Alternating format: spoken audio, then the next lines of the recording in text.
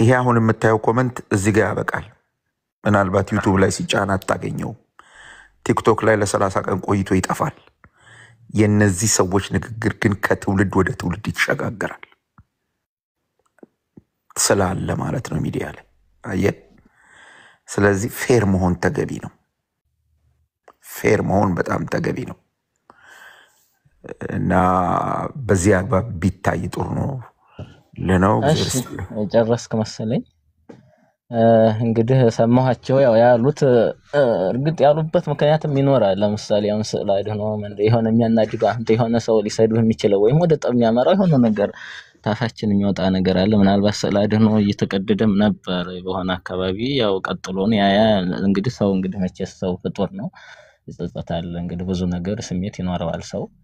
ምናልባት ጎረምሶች ሲሉ ሰምቻቸዋለሁ አቡነ ማናቸው ማርቆስ ምናልባት ተዛህ አንግል ወጣቶች እንደማለት ነው እኔ የምተረጉመው። ምክንያቱም እናንተ አካባቢ አሁን ብዙም በእድሜ ራሱ ትልልቅ ሰው ብዙ አይቻላውቅም። ይቅርታ አድርግልኝና ትልልቅ በጣም ታሳዝናለህ ወዳጄ፣ በጣም ታሳዝናለህ። ጎረምሶች ሲሉ ወጣቶች ሲሉ አራሙቻ ሲሉ አትሰማም፣ ጎረምሳ ሲሉ ነው የምትሰማው አይደል?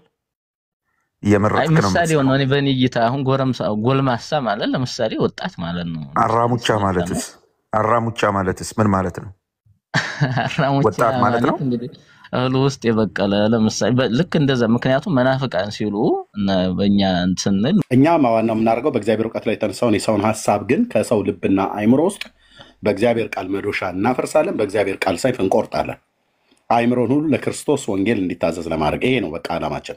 ከዛ ውጭ እናንተ አካባቢ ላይ ስዕላትን ይቀዳሉ ብለህ ልክ እኛ እንደፈቀድንና በቤተክርስቲያናችን እንደተፈቀደ አድርገህ የምታወራው ነገር አቁም። መጤም ብለዋል። ለእኔ ለባላገሩ ለገጠሩ ሰው ይሄ ቋንቋ እንግዳ አይደለም፣ ለከተሜውም ሰው እንግዳ አይደለም። መጤ ብሎ ማለት ምን ማለት እንደሆነ በጣም አገር የሌለው ማለት ነው፣ ባይተዋር ማለት ነው። እኛ ኢትዮጵያውያን ነን። ብፁዕ አቡነ ማርቆስ ዘበነ እኮ ሰይጣን ብሎ ሰደበን። እሱ እንኳን ሜንሽን አያደርግም። ይሄ እኮ የፈለጋቸው ማለት ዘበነ ሰይጣን ብሎ እየተሳደበ እየሰማው ምክንያት አለው ይለናል።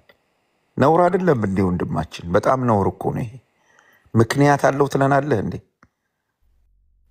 እንዴ ከዛ ደግሞ ሲቀጥል አንዴ ስማ እባክህን፣ ስማ አንዴ ስማ። እዚህ የሰራኸውን ፖለቲካማ ስሜታዊ የሚሆኑ ደግሞ እናንተ ነገር አለ። እዚህ የሰራኸውን ፖለቲካ ውጠኸው ነው የምትወጣው። ሚውት አድርግልኝ ኤርሚያ፣ አንዴ ይሄን ሰውዬ ሚውት አድርግልኝ።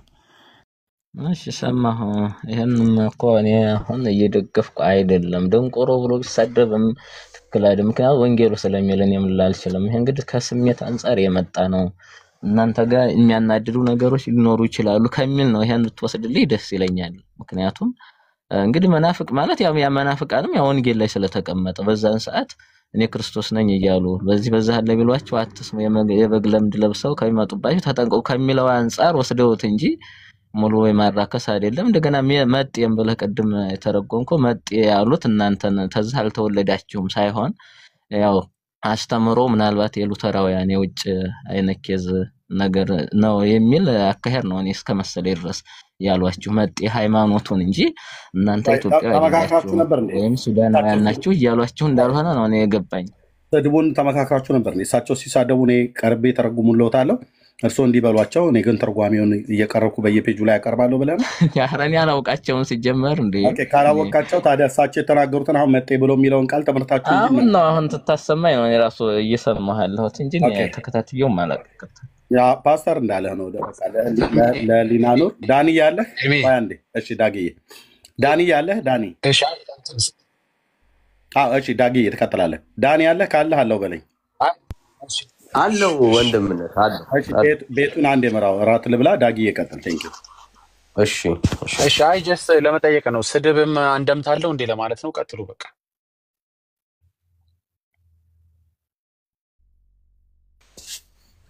እሺ ዳግሻ ያ ፌርነስ የሚታይብህ ነገር አይደለም እና ፌር ብትሆን ኖሮ የታዩት ኤቪደንሶች በቂ ይመስሉኛል እና ያ ወጣ። እሺ ሌላ ሰው እንቀበል። ጽላት እሺ ሰላም ነው? ሰላም እሺ ከየት ቤተ እምነት ነህ? ከኦርቶዶክስ ተዋሕዶ ቤተክርስቲያን። እሺ የተነሱ ሀሳቦችን ሰምተህ ነበር? አብረህን ነበርክ? ትንሽ ቆይተህ ነበር? ትንሽ ቆይቻለሁ፣ ብዙም አይደለም ግን ስለ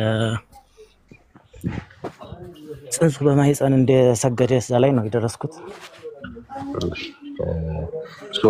በገድለ ዮሐንስ ላይ የተላለፉትን መግለጫዎችን የታየው በገድለ ዮሐንስ ላይ ያው ገድሉ ያው እንደተወገዘ ሰምቻለሁ፣ እንደናንተ ማለት ነው። የትኛው ገድላት ያው አይወገዙም። የማይወገዙበት ምክንያት አንደኛ ያው ከመጽሐፍ ቅዱስ መነሻ ስላላቸው ነው። አሁን የተወገዘው ገድሉ ስህተት ስላለበት ነው። ስህተት ያው ግዴታ ይኖራል። አባቶቻችን መርምረው አልገባንም። አሁን አይወገዝም ብለህ ከዛ አሁን ስለተወገዘው ገድል ነው እያወራ ያለውና ምን ማለት ነው እኮ? ምንድነው ጥያቄህን እስኪ ግልጽ አድርግልኝ። እሺ ይጋጫሉ ሁለቱ አብረው አይደለም እኮ ጥያቄ አንተ ምንድነው? ለምሳሌ ገድል አይወገዝም ብለህ ጀመረ ስለተወገዘው ገድል ነው ማውራት እኮ። ቤተክርስቲያን ገድልን አላወገዘችም፣ ስህተቱን ነው ያወገዘችው። ብራዘር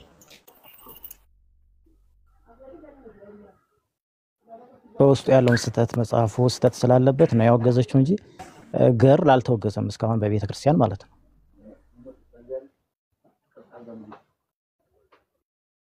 ለእኔ የተሰማ አይደለም። ቀይ ያበራል እንትን ምንድነው? ገድሉ ላይ ያለው ስህተት ምንድነው? ማለት ሊያወገዙት የቻሉት በምንድን ነው ስህተቱ? እንድትገልጽ ትችላለህ? እሺ ገድሉ ላይ እኔ ገድሉ የለኝም፣ ግን ገድሉ ላይ ምንድነው ስህተቱ? ዮሐንስ 10 ጊዜ ነው የተወለደው። በ400 ዓመት ኑሮ እንደገና መላኩ ወደ ማህፀን ያስገባውና ይወለዳል እና ከአዳም በፊትም በገነት ነበረ የሚል ነው መሰለኝ። ስለዚህ ሊቃውንቱ ይሄንን መርምረው ሰው የሚወለደው አንድ ጊዜ ነው በስጋ አይደል? ይቅርታ ብራዘር፣ የተወገዘው ምኑ ነው ማለት ሁለት የተጋጨ ሀሳብ እየሰማው ስለነበረ እና ገድሉ አልተወገዘም ብለህ ጀምረህ ስለተወገዘ ገድል ነው እያወራ ያለኸውና ሁለቱ አብረው ገድሉ አልተወገዘም እኮ ይኸውልህ፣ ገድሉ አልተወገዘም አይደለም ያልኩህ፣ ገድላት አልተወገዙም ነው ያልኩህ። ይኸውልህ ገድላት የሚባሉ አሉ በቤተ ክርስቲያን አይደል እንዴ? ገድላት በሙሉ አልተወገዙም። ይሄ ገድል አይደለም እያልከን ያለኸው? አሁን የተወገዘው ገድል አይደለም እያልከን ያለው? ይሄማ ይኸውልህ በውስጡ ስህተት ስላለበት ነው። ገድሉ ስህተት ሲኖርበት ገድል አይደለም? አልገባኝም። ስህተት ካለበት በቃ ለቤተ ክርስቲያን አይመጥናትም፣ ይወገዛል። ስለዚህ ገድል ሆኖ ስህተት ይኖርበታል እያልከን ያለው? ገድል ሆኖ ስህተት ሊኖርበት ይችላል እያልከን ያለው? ገድል ሆኖ ስህተት ይኖርበታል ሳይሆን ይሄ ስህተት ተገኘበት ነው እኮ። ስለዚህ ገድላቶች ስህተት ይገኝባቸዋል ማለት ነው አይደል? ገድላት ስህተት ይገኝባቸዋል እያልኩ እኮ አይደለም። ይሄኛው ስህተት ስለተገኘበት ተወገዘ። ስለዚህ ይሄ ስህተት እኮ የተገኘበት ገድልም ሆኖ ነው አይደል? ገድል ሆኖ ስህተት ይገኝበታል እያልከን ያለው ማለት ነው እኮ። አሁን ለምሳሌ አንተ አዝመራ ትዘራለህ። በአዝመራ ውስጥ እኮ አረም እንክርዳድ ይበቅላል። ያን እንክርዳዱን ነቅለህ ታወጣለህ። ስለዚህ እንክርዳድ ያለበት ነው እያልከን ያለው፣ ለዛ ነው የተነቀለው እያልከን ያለው ይሄኛው ገድል። ኦኬ እንክርዳድ ያለበት ገድል ስለሆነ ነው የተነቀለው እያልከን ያለው። ስለዚህ ገድል ሆኖ እንክርዳድ ይኖርባቸዋል እያልከን ያለው ማለት ነው አይደለም? ለምሳሌ አንተ ሁለት ልጅ አለ፣ አንዱ ሌባ ሊሆን ይችላል፣ አንዱ ደግሞ ጻድቅ ነው። ያን ሌባውን ትቆነጥጣለህ፣ እንዲመለስ ታደርጋለህ እንጂ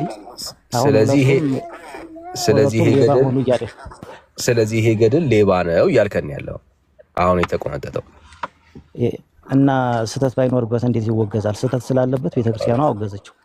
ኦኬ። ስለዚህ ያወገዘችው ገድል መቆንጠጥ ስተት ስላለ ስለሚገባው ነው፣ ስተት ስላለበት ነው እያልከን ያለው በውስጡ ስተት ስላለበት በቃ አያስፈልግም ለቤተክርስቲያን።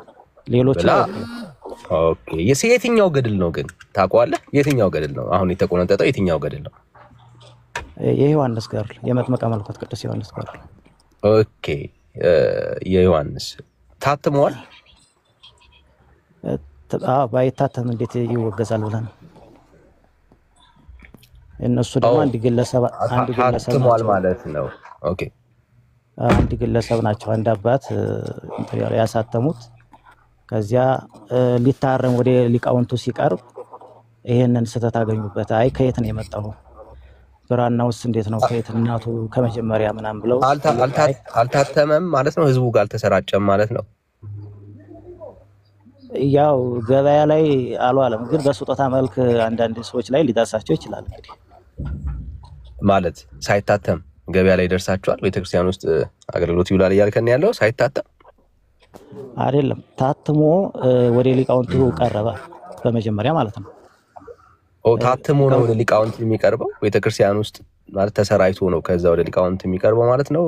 ቤተክርስቲያን ውስጥ ያለው አሰራር እንደሱ ነው። ቤተክርስቲያኑ አሰራር ያለውማ የቤተክርስቲያን ገድላት የሚባለው ሊቃውንቱ አምነውበት መርምረውት ይሄ ይመጥናል ብለው ከዚያ በኋላ ያስተዋውቃሉ። ይሄ ግን በመጀመሪያ አንድ ግለሰብ ነው ያሳተመው። ከዛ አሳተመና ወደ ሊቃውንቱ መርምሩልኝ ምናምን ብሎ ሊቃውንቱ ጋር አቀረበ።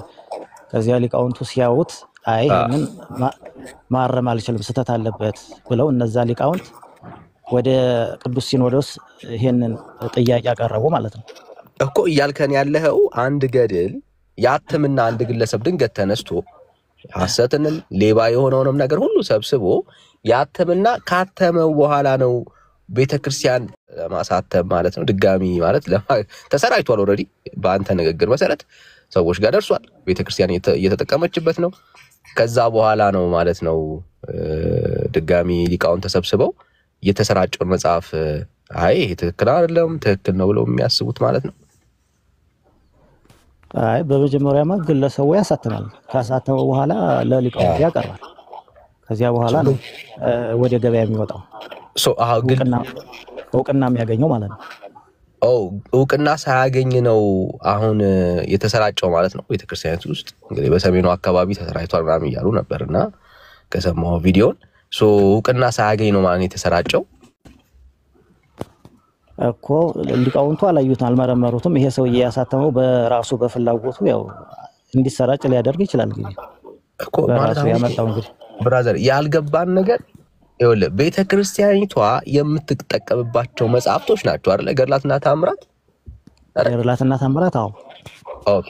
ያንን ቤተክርስቲያን የምትጠቀመችበት መጽሐፍን የሚያክል ትልቅ ነገር አንድ ግለሰብ ማለት ነው መጽሐፍ አሳትሞ ሰሜንን የሚያክል ኦርቶዶክስ በብዛት የሚገኝባቸውን ክልሎች አሰራይቶ ገድልን የሚያክል ነገር ሰዎች ለሃይማኖት ስርዓትና ለመንፈሳዊ እድገት ይጠቀሙበታል እያልከን ያለው ሊቃውንት የት ነበሩ ይሄ ሁሉ ሲፈጸም? ሊቃውንቱ እኮ አልኩህ፣ ሊቃውንቱ ጋር እንትን አላሉትም። ይሄን እኮ እውቅና አልሰጡትም። ሰውየው በራሱ በፍላጎት ነው ይሄንን ያደረገው። ምዕመናንም ደግሞ ያው እውነት መስሏቸው ለጊዜው ሊቀበሉት ይችላሉ። ግን ይሄ ነገር ወደ ሊቃውንቱ ሄደ፣ ሊቃውንቱ አወገዘው እኮ። ስለዚህ ሊቃውንት ጋር ሳይደርስ ምዕመኑ ጋር ቀድሞ ደርሷል እያልከን ያለው እኮ። ይሄ ግለሰብ እኮ ነው ይኸውልህ። አሁን ይሄ ሰውዬ በራሱ ያደረገው ነው በቃ። ግለሰብ ከሆነ በግለሰብ ደረጃ ላይ ያለ ችግር ከሆነ ቤተክርስቲያኒቷ ለምን ትጨነቃለች? ምክንያቱም የግለሰብ መጽሐፍ የምታወራ ከሆነ ቤተክርስቲያኒቷ ውስጥ የግለሰብ መጽሐፍ ምን ይሰራል ነው ጥያቄው። ምን ይሰራል? የግለሰብ መጽሐፍ ምን ይሰራል? ስለ ግለሰብ የምታወራ ከሆነ ብራዘር፣ አሁን ጥያቄው ከግለሰብ ካላለፈ ኬዙ ግለሰብ ደረጃ ላይ የቆየ ነገር ከሆነ ለምሳሌ ግለሰብ በጣም ብዙ መጽሐፍቶች ይታተማሉ በአገሪቷ ውስጥ።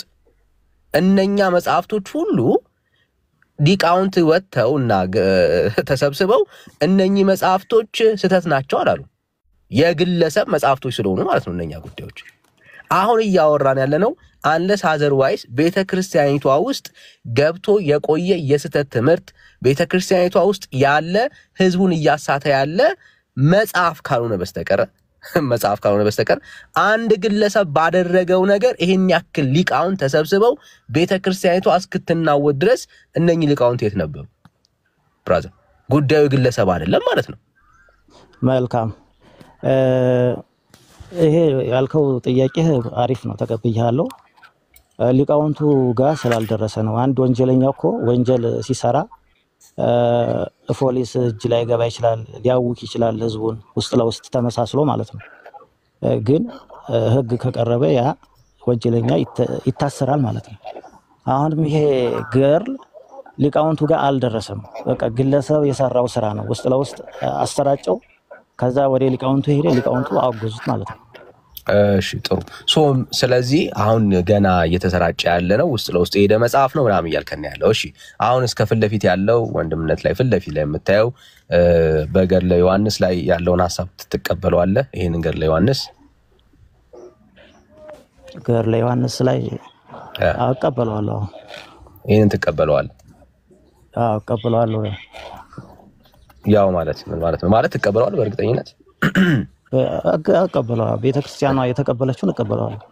ኦኬ፣ ቤተክርስቲያኗ የተቀበለችውን። ለምሳሌ ቅድም ሲነበብ ነበረ ዮሐንስ የሰገደው ለማን ነው? ለማርያም ነው ወይስ ለኢየሱስ?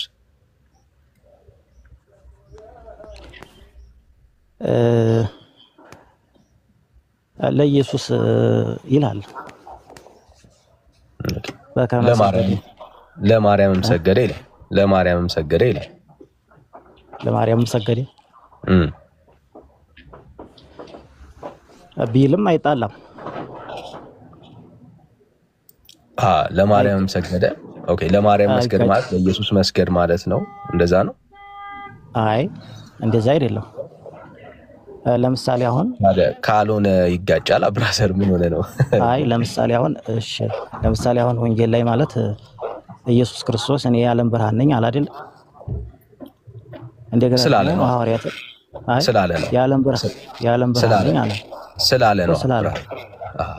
ከዛ ደግሞ ሐዋርያትን ደግሞ የዓለም ብርሃን ናቸው አለ። አሁን ኢየሱስ የራሱ የባህሪ ነው የዓለም ብርሃንነቱ ማለት ነው። ስላለ የተጻፈ ነገር ስታወራኝ ካለ የተጻፈ ነገር ከምናወራ ከሆነ የተጻፈ ጉዳይ ነው። አሁን እኔ እናንተ እያወራን ያለ ነው ለማርያም ዘለለ ሰገደላት የሚል ከየት ነው ያገኘው ነው ጥያቄ። ለማርያም ዘለለላት ሰገደላት ቢል ለምሳሌ መድኃኒዓለምን የጸነሰች ከየት መረጃውን ከየት አምጥተህ ነው? ወላስረዳ እኮ ነው። በእህቱም ድንግልና ጸንሳ በእህቱም ድንግልና የወለደች እኮ ከየት አምጥተህ አሁን የምታስረዳኝ እኮ የተጻፈ ሲኖር ነው። ከየት አምጥተህ ነው ጥያቄው? ከየት አምጥተህ ነው ብራዘር? ከየት አምጥተህ ነው የምታሳየኝ? አየህ የፈጣሪ እናት ናታ እኮ። ከየት አምጥተህ ነው ዘለለላት ሰገደላት የሚለውን ነገር ከየት አምጥተህ ነው ጥያቄው? እሱ እኮ አንተስ አይሰገድላትም አይዘለላትም ይላል እንደስ ያንጣልሽ ወዳጅ። አሁን ያልተጻፈ ነገር ነው የጠየከኛለው። አየህ ችግር የለውም ስትለኝ፣ ቆይ ወዳጄ፣ አሁን አንተ እንደምትለው ለማርያም ስለመስገዱ ማስረጃ ነው እየጠየቅን ያለነው። አንተ ነው እየጠየቅኩ ያለሁት። አንተ ለማርያም ስለመሰገዱ ከየት ነው መረጃ ያገኘው? ማን የጻፈልህ? ለማርያም በጽንሱ ውስጥ ለማርያም ዮሐንስ በጽንሳለ ዘለለ የሚለውን ቃል ለማርያም ሰገደ ብለ የተናገርከው አንተ ነህ። እና ከየት መረጃ አምጥተህ ነው የሰገደው እኮ? ከመጽሐፍ ቅዱስ ነው። አሳየን፣ ግለጠው። አሁን እግዚአብሔርን ቃል ግለጠው። ኦሪት ዘፍጥረት 19 አውጣ። ዮሐንስ ኦሪት ዘፍጥረት 19 ላይ ነው የሰገደላት። ዋው የሚገርም ነው። እሺ የሚገርም አይደለም? ለምሳሌ ለቅዱሳን ያው ስግደት ይገባቸዋል፣ ግድ ነው ወዳጄ። አሁን እያወራን ያለ ነው ለማርያም የሰገደበትን ቦታ አሳየን ወዳጄ። አሁን ለማርያም ነው እያወራን ያለ ነው። እሺ ለማርያም አልሰገደም የሚል አለ፣ አሳየኝ አንተ። እሺ ያልተጻፈ ዘፍጥረት 19 ያለው ያወጣው። እሺ ወደም እሺ እናንተ ቀጥሉ። ቁጥር ስንት ነው ማለት ነው? 19 አንድ። እሺ ያ ዳኒ እሺ እሺ ወንድምና እሺ እሺ ሰይ ቁጥር ስንትን 19 ቁጥር 1 ማለት ነው። 19 ቁጥር 1 ላይ ዮሐንስ ለማርያም የሰገደበትን ቦታ ልታሳየን ነው አይደል? የሚገርም ነው። እሺ እስቲ አንብበው በትልቁ አድርጎልሃል። ዮሐንስ እኮ አይደለም ዮሐንስ ለማርያም የሚል ሳይሆን ለዚህ ማብራሪያ የሚሆን ማለት ነው። መነሻም ነው። አይ እኛ አሁን ስለ መነሻ ሳይሆን እያወራን ያለ ነው። አው ሰግድላት ችግር የለውም እያልከን ያለው ሰግዶላታል ብለህ ታምናለህ። የሰገደበትን ማስረጃ ነው የምትሰጠን። ለማርያም ዮሐንስ እንደሰገደ ማስረጃ ነው የምትሰጠን ብራዘር።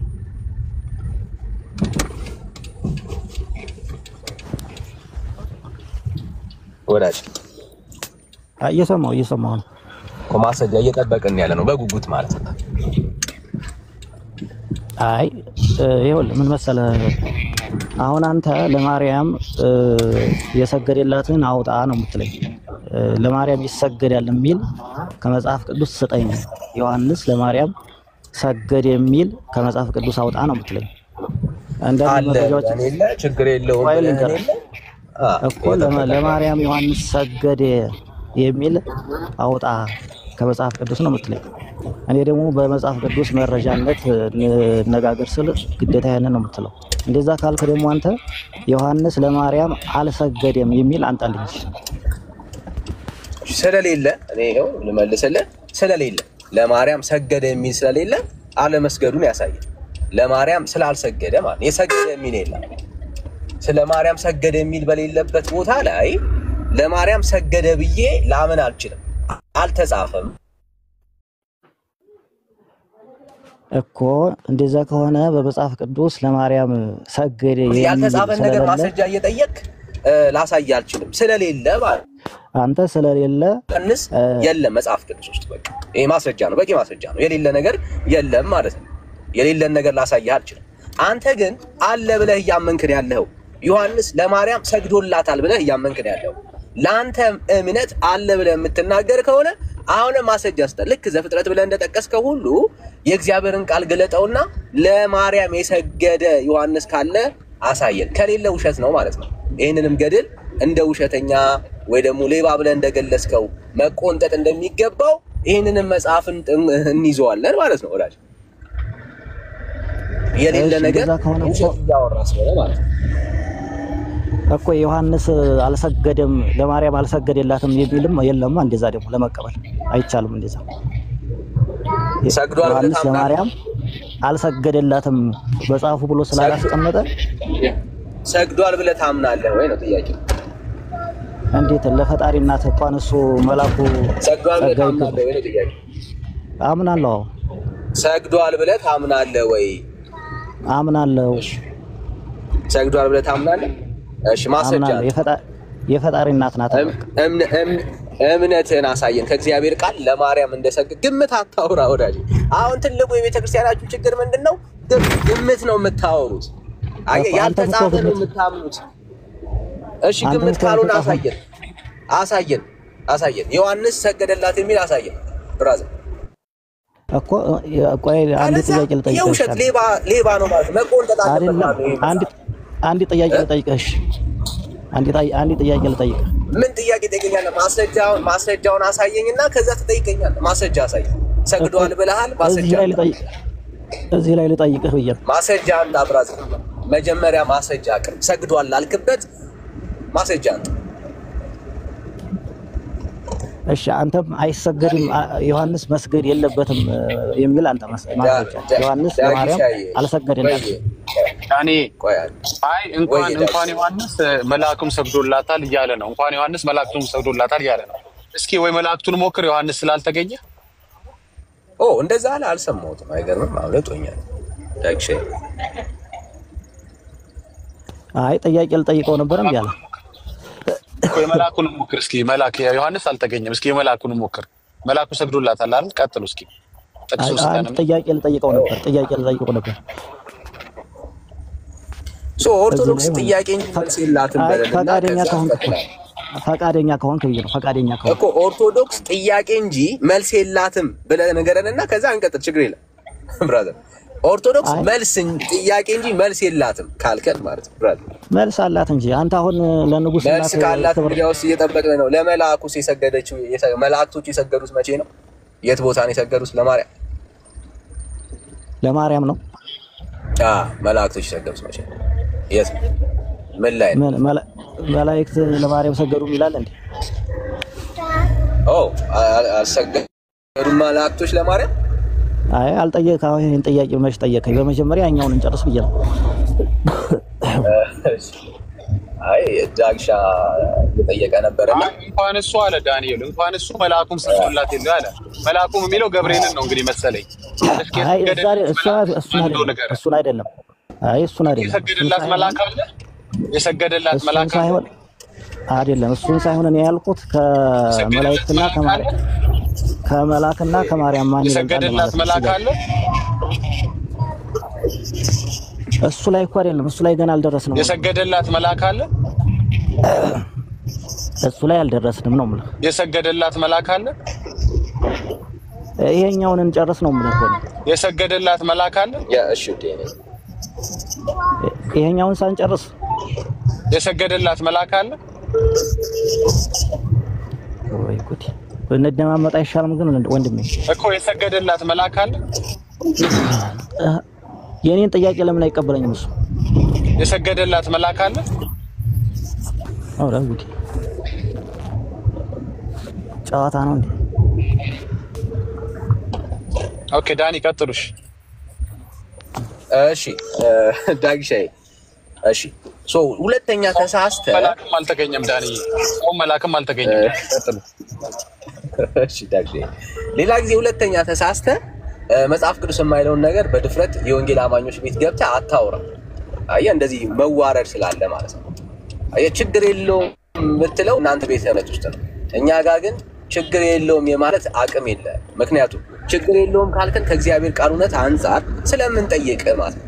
ስለምንጠይቅ ተሳስተ ሌላ ጊዜ እናንተ ቤት እንደለመድከው እንዳታደርግ። እኛ መጽሐፍ ቅዱስን የምናምን የእግዚአብሔርን ቃል የምንከተል ክርስቲያኖች ነን። የእግዚአብሔር ቃል ያለውን እንቀበላለን፣ ያላለውን ግን አንቀበልም። ስለዚህ ሌላ ጊዜ ይሄንን ሐሳብ እንዳትደግመው። ጥያቄ በጣም የፈጠረብህ ሰው እንደሆንክ እያየሁኝ ነው። ጥያቄ ምን አነሳ ነው? ማመን አለማመን ነው የራስ ጉዳይ። ጥያቄ የፈጠረብህ ጉዳይ ምንድነው? ኧረ እኔ ጥያቄ ምንም የፈጠረብኝ ነገር የለም። አይ እስካሁን ድረስ ልጠይቀው እያልከን ነበር። የሱ አይ ለእናንተ ነው። አይ እስካሁን እኔ ጥያቄ ልጠይቀው እያልክ በጣም በጥያቄ እንደተሞላህ እያየሁኝ ነው። እና ጥያቄ የፈጠረብህ ምንድነው? ቤተክርስቲያን ያልመለሰችልህ ምን ጥያቄ አለብህ? ቤተክርስቲያን ያልመለሰችልኝ ነገር ምንም የለም። እኔ ጥያቄም የለኝም። ምንም ጥያቄ የለም። ጥያቄም የለህም፣ መልስም የለህም ማለት ነው። ስለዚህ ሌላ ሰው እናስተናግዳለን ማለት ነው። እሺ ራሴን ጠይቀኝ ካልከኝ እጠይቅሃለሁ በአሁኑ ማለት ነው። እኮ ጠይቀኝ እኮ እያለህ ነበር። ጥያቄ ልጠይቅህ ብለኸው እሱ ያለኝ እኮ ቤተክርስቲያን ያልመለሰችልህን ነው የሚለው። አሁን እኔ የምጠይቀው እሺ ከመላክና ከማርያም ማን ይበልጣል? እሺ እንዳንተ ማለት ነው። በምንድን ነው ማን ይበልጣል ማለት?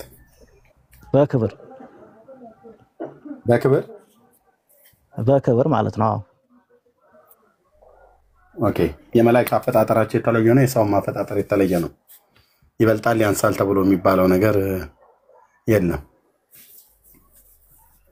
የተፈጠሩበት ባህሪያት አንድ ስላይደለ አበላላጭ አወዳዳሪ አይደለም። በኃይል ከሆነ ቅዱሳን መላእክት ይበልጡናል። ኦኬ ይበልጡናል። አሁን አይበልጠኝም ብለህ ካልክ ሚካኤል መልአኩ ቢመጣ ፊቱ አትቆም። እኔን አይደለም እኮ ያልኩህ፣ ማለት ከማርያም እና ከመላክ ነው ያልኩህ። ማርያም ሰው ነች፣ መላእክት ደግሞ መላእክት ናቸው። ስለዚህ ሰውን ከመላእክት ነው እያነጻጸርክ እያወዳደርክ ያለው። በምንድን ነው ማን ይበልጣል ብለህ? ሰው ናት። ከሰው ደግሞ የተለየች ናት። ከየቱ ጋር ነው ከሰው የተለየች ነው ብሎ የሚል ቃል ያለው? ሰው ነች ከሰው የተለየች ነች ብሎ የሚል እስኪ አምጣ መረጃ። ከሴቶች መካከል ተለይተሽ የተባረክሽ ነች ይላል በሉቃስ ወንጌል አንዴ። ከማን መካከል? ከሴቶች መካከል ወንዶችን አላካተተም ማለት ነው። ስለዚህ ከኛ አትበልጥም ማለት ነው። ከኛ ከወንዶች አትበልጥም ማለት ነው። ያላት ከሴቶች መካከል ከሆነ ሴት በጾታ ሴቶች የሆኑ ከእነሱ መካከል ተወዳድራ ነው እንግዲህ እሷ በልጣ የተገኘችው ማለት ነው። እኛን አይመለከተንም፣ ከኛ አትበልጥም ማለት ነው።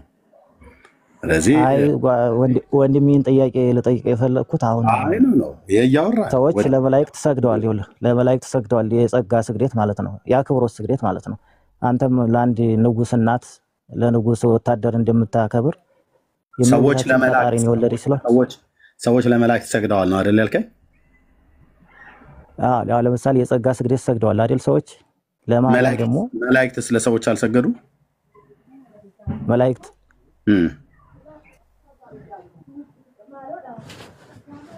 መላእክት ለሰው ሰገድ የሚላል እንዴ? አልሰገዱም ወይ ነው ጥያቄ? ያሳየኝና እንደ አላልኩም አልሰገዱም ወይ ነው ጥያቄ?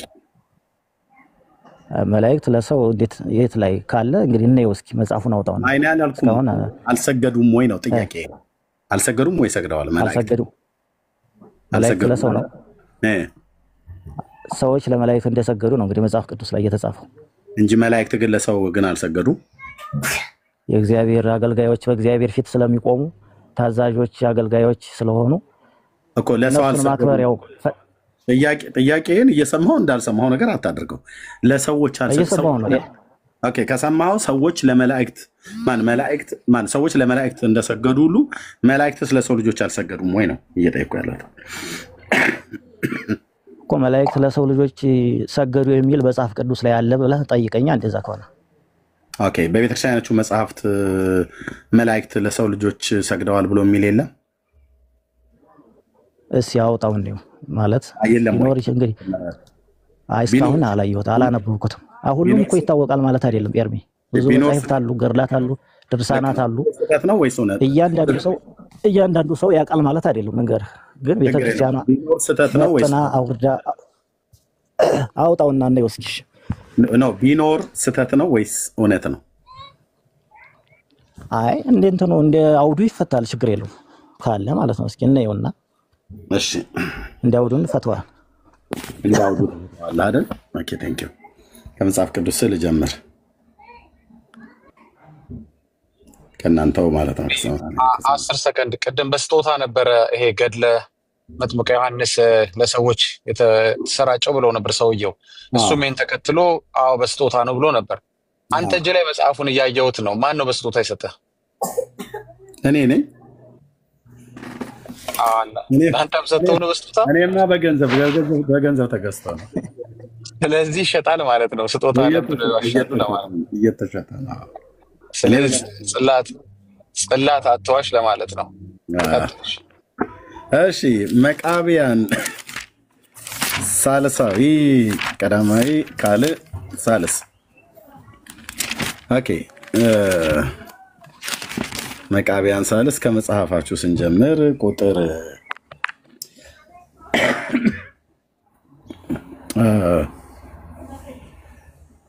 ሰይጣን ወደቀበት ተብሎ የሚታመንበት ክፍል ነው። ልብ በሉ መጽሐፈ መቃብያን የነሱ 80 ያህሉ ነው። 66ን ጨርሰን እኛ መጽሐፍቶቻቸው እንደዚህ ቅርጥፍ አድርገን በልተነዋል። ኦኬ ቁጥር 15 ላይ ሳልሳዊ መቃብያን ማለት ነው። ምን ይላል እዚህ ክፍል ላይ? የሚጠፉ በእኔም የሚስቱ ሰዎች ፈጽመው ይበዙ ዘንድ የአዳምን ልጆች ይጠፉ ዘንድ ይህንን በተናገሩ ጊዜ እኔ ደስ ይለኛል አለ። ባዩ ማን ነው? ሰይጣን ነው። ስለ ሰይጣን ነው የሚናገረው እዚህ ክፍል ላይ። ለሚዋረድልኝ ለአዳም አልሰግድም በማለቴ እግዚአብሔር ስለ አባታቸው ስለ አዳም ከማረጌ አዋርዶኛልና ይላል። ማን ነው ብሎ የሚለው? ሰይጣን ማለት ነው። ለምን? ለሚዋረድልኝ ለአዳም አልሰግድም በማለቴ እግዚአብሔር ስለ አባታቸው ስለ አዳም ከማረጌ አዋርዶኛልና ይላል። ይሄ ጽሑፍ ሰይጣን ከማዕረጌ የተዋረድኩት ለሚዋረድልኝ ለሚያንሰኝ ለአዳም አልሰግድም በማለቴ እግዚአብሔር ስለ አባታቸው ስለ አዳም ከማረግ ያዋርዶኛልና ብሎ ይናገራል። ሰይጣን ይሄን የሚናገረው ኦኬ። አሁን ይሄ እኮ ስለተዋረደው ስለ ሳጥናኤል ነው የሚያወራው እንጂ ስለ መላክ ሰገደ አይደለም። አድምጠኝ። ቀጥሎ የሚመጣብህን ነገር ታገሰው። ብራዘር እንዳትቸኩል፣ ሀሳብ ለመስጠት እንዳትቸኩል። ኦኬ። እዚህ ቤት እንደዚህ ብቻ አይደለም። በዚህ ብቻ ብፋታ ጥሩ ነበር። ቀጥሎ የሚመጣውን መዓት ታየዋለህ ማለት ነው። እሺ ሰይጣን እዚህ ጋር ተዋረድኩ ብሎ የሚለው እግዚአብሔር ስለ አባታቸው ስለ አዳም አልሰግድም በማለት ነው ብሎ ይናገራል። ኦኬ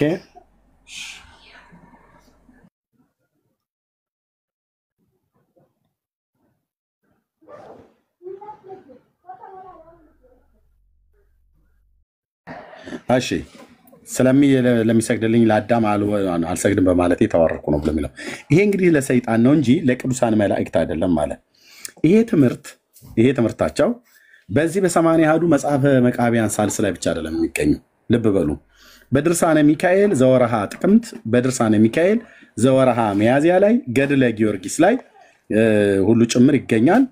እንደዚሁም ደግሞ በእስልምና ሃይማኖት በቁርአን ማለት ነው ሱረቱ አልኢምራህ ላይ ይገኛል ይሄ ቃል ማለት ነው። እዛ ሱረቱ ቁርአን ላይ ከሚገማና ከሚጨለጨል ጭቃ ለፈጠርከው ለአዳም አልሰግድም በማለቴ አዋርደኝ ብሎ ይላል ሰይጣን ማለት ነው። በቁርአን መጽሐፍት አይ ቲንክ ሱረቱ አልኢምራህ ላይ ማለት ነው። በኦርቶዶክስ ተዋሕዶ ክርስቲያን ግን እዚህ ሰማንያ አሐዱ መቃብያን ሳልስ ላይ ብቻ ሳይሆን ልብ በሉ በድርሳነ ሚካኤል የጠሩና የሚያዝያው ድርሳን ላይ እናም ደግሞ በገድለ ጊዮርጊስ ላይ ይገኛል ማለት ነው። ለምሳሌ በሁለተኛ መቃብያን ላይም እስቲ ይህን ክፍል አንድ ቦታ ሊና ከዛ የድርሳነ ሚካኤል ነው ያለው። እዚህ ጋር ሰይጣን ነው ብሎ የሚለው ሰይጣን ነው በሚል ምን ይላል? እግዚአብሔር ሁለተኛ መቃብያን ማለት ነው። ይሄ ሶስተኛው ላይ ነው ያለው። ልብ በሉ። ይሄ ሁለተኛው ላይ ነው ያለው። መጽሐፈ መቃብያን ምዕራፍ 9 ቁጥር 3 ላይ ከሳደ ልቦናውን በማጽናናት ራሱን በማኩራት ፈጣሪው ለፈጠረው ለአዳም መስገድን እምቢ አለ። እግዚአብሔር ያይደለ ደካማ ሰው ሆይ ለምን ትኮራለህ? ዛሬ ሰው የሆንህ የምትታይ አንተ ነገ መሬት አመድ ነህ፣ በመቃብር ፈጽመህ ትል ትሆናለህ። ያንተ መምህር አባታችን አዳም ስለሳተ የሰውም ሁሉ ኃጢአት ዕዳ ወደ ራሱ የሚመልስ ዲያብሎስ ነውና ዳግመኛ ሲኦል ታገኛለች፣ ያንንም ኃጢአትን የሚሰሩ ሰዎችን ታገኛቸዋለች። ክሳደ ልቦናውን በማጽናትና ራሱንም በማኩራት ፈጣሪው ለፈጠረው ለአዳም መስገድን እምቢ እንዳለ አንተም መምህርህ ዲያብሎስ እንዳደረገ ለፈጣሪ ለእግዚአብሔር መስገድን እምቢ ብለሃልና ብሎ ይላል ሁለተኛ መቃብያን ላይ ማለት ነው። ይሄ በሁለተኛ መቃብያን መጽሐፍ ምዕራፍ 9 እና በሶስተኛ መቃብያን መጽሐፍ ምዕራፍ 1 ቁጥር 15 ላይ የተጻፈው ቃል በድርሳነ ሚካኤል ላይ የሚናገረውን ቃል ላሳይ። መላእክት በሙሉ ነው ለአዳም የሰገዱት በሙሉ። እነ ቅዱስ ገብርኤል፣ እነ ቅዱስ ሚካኤል፣ ሱራፌል፣ ኪሩቤል የተባሉት እግዚአብሔር ስገዱ ብሏቸው ሚካኤል ለአዳም ሰግዷል። እኛን ለሚካኤል ስገዱ እያላችሁ ያውም ሁለት ክንፍ አሞራ እንዳለው ክንፍ ያበቀለ ቅዱስ ሚካኤል ብላችሁ የምትሉት ያ አይደለም ማለት ነው። የእግዚአብሔርን ያንን ገናና መልአክ ጴንጤዎች እጅግ ነው የምናከብረው።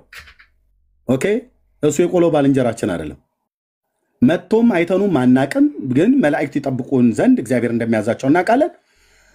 በብሉይ ኪዳን ማኒፌስቶ ነው ተገልጠው ሰዎችን በአዲስ ኪዳን ላይ እንደሚያገለግሉ እናውቃለን። ግን እስካሁን ድረስ ቅዱስ ሚካኤል ነኝ ብሎ ክንፍ አብቅሎ ወጥቶ ለሰዎች የተገለጠ አላየንም። ኦርቶዶክስ ብላ እንደምትለው ስገዱ ብሎ የሚሉን ሁለት ክንፍ አሞራ እንዳለው አይነት ሲጀምር ሚካኤል ክንፍ የለው። እዛ ጋር ነገሩ ውድቅ ይሆናል ማለት ነው። ክንፍ የለው። ክንፍ ያላቸው መላእክትና አላቸው የላቸውም ተብሎ የተባሉትን ማወቅ በጣም እጅግ አስፈላጊ ነው። ግን ድርሳነ ሚካኤል ላምጣዋ አይመስላችሁም? እነ ቅዱስ ሚካኤልና ሌሎቹ ተያይዘው ለመላእክት እንደሰገዱ የሚያሳየው ማለት ነው። ዳን እየጠብቀኝ መጽሐፉን እስካመጣ ድረስ ቀጥሏል።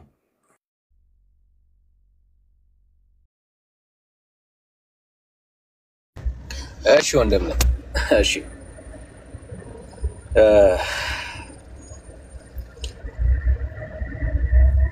ኦርቶዶክሳውያን ያ ዳግሻ ይሄ ገድል የተወገዘበትን ነጥቦች በኋላ ላይ ጊዜ ስናገኝ እናያቸዋለን።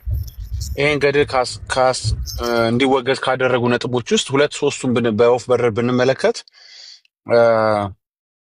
ለምሳሌ ስነ ተፈጥሮን ያዛባ ነው የሚል ሐሳብ አንስተዋል። ሰውየው ጥቆማ ያደረጉት ሰውዬ እንደሱ አይነት ነገር ካነሳን የቱ ገድል ይተርፋል? ይሄ ገድል የተመዘነባቸውን ነጥቦች ብናይ በዚህ ገድሉ በተመዘነበት ወይም በተሰፈረበት መስፈሪያ ሌሎች ገድሎችን ብንሰፍር እንኳን ገድል መጽሐፍ ቅዱሳቸው አይተርፍም። ለምሳሌ ሶስተኛ መቃብያን ምዕራፍ 4 ቁጥር 10 ላይ ብንመለከት በሶስቱ ባህሪያት የተፈጠሩ የሉም እያሉ እኚህ ገድሉ ላይ ትችት የሰጡት ሰው ወይም ማስተያየት የሰጡት ሰው ይናገራሉ። እንደሱ ከሆነማ ገድሉ ብቻ ሳይሆን የሚወገዘው አሁን ባስቀመጡት መስፈሪያ ሶስተኛ መቃብያንም አይተርፍም ማለት ነው። ስለዚህ ገድል ባወገዙበት መስፈሪያ መጽሐፍ ቅዱሳቸውንም ሊያወግዙ ነው ማለት ነው። ተጨማሪ መጽሐፍቶቻቸውን ማለት ነው። ዳንዬ ያልኩት ያለውት ይገባ ተረተኛል። ምናልባት ቪዲዮ ያላችሁ ሰዎች 11ኛው ደቂቃ 10ኛው ሰከንድ ላይ ሄዳችሁ ተመልከቱት። ከሶስቱ ባህሪያት የተፈጠረ ሰው የለም እያሉ ነበር አይደል እንዴ? ኦኬ እንግዲያው ለምንድን ነው ታዲያ ሶስተኛው መቃብያን 4:10 ላይ ሰዎች በሶስቱ ባህሪያት ተፈጠሩ የሚል ሐሳብ ለምን አስቀመጠ? መጽሐፍ ቅዱሳችሁ ላይ ያለውን ሐሳብ እኮ ገድላችሁ ላይ ያለው ገብቷል ዳንኤል። ያወገዙበት ሐሳብ መጽሐፍ ቅዱሳቸው ላይ አለ። ግልጽ ላልሆነላችሁ ሰዎች ገድሉ እንዲወገዝ ያስደረገው አንዱ ምክንያት መጽሐፍ ቅዱሳቸው ላይም አለ ያው ምክንያት። ስለዚህ መጽሐፍ ቅዱሳቸው መወገዝ አለበት ማለት ነው። ወይ ደግሞ ገድሉን ያወገዙበትን ምክንያት መቀየር ይኖርባቸዋል ማለት ሌላ ምክንያት መፍጠር አለባቸው ማለት ነው። ምናልባት ላልገባችሁ ሰዎች ክፍሉን ከፍተን በኋላ ሶስተኛ መቃብያ ላይ ምን ይላል የሚለውን እናየዋለን። አሁን መካከል ላይ ስለገባሁኝ ነው። ሰዎች የተፈጠረው እኔ እስከማውቀው እግዚአብሔር ከምድር አፈር ወስዶ እንዳበጀን ነው። ክፍሉ ላይ ግን ባጭሩ እንደ በወፍ በር ለመናገር ውሃ፣ እሳት፣ ነፋስ ጨምሮ እንደ ጌታ እንደፈጠረ ነው የሚናገረው።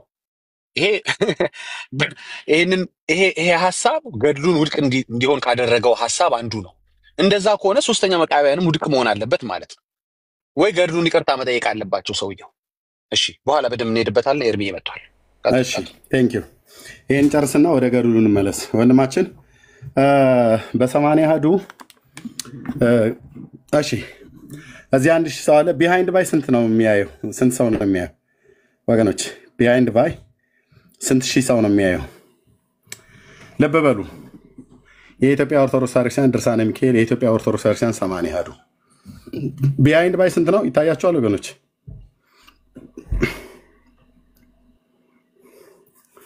ቴንክ ዩ ሞዴሬተሮች። እሺ 17000 ሰው አይደል? 17900 ሰው ተደብቀው እንደ ኒቆዲሞስ ያያሉ። ኦኬ ከ15 እስከ 17000 እሺ ተደብቀው ያያሉ። ልብ በሉ።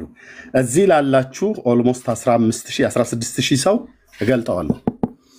መጽሐፍ ቅዱሳችሁ መጽሐፈ መቃብያን ሁለተኛው ምዕራፍ 9 ቁጥር 3 ላይ እና ሶስተኛው መቃብያን ምዕራፍ 1 ቁጥር 15 ላይ ሰይጣን ከማዕረጌ የተዋረድኩት ይላል።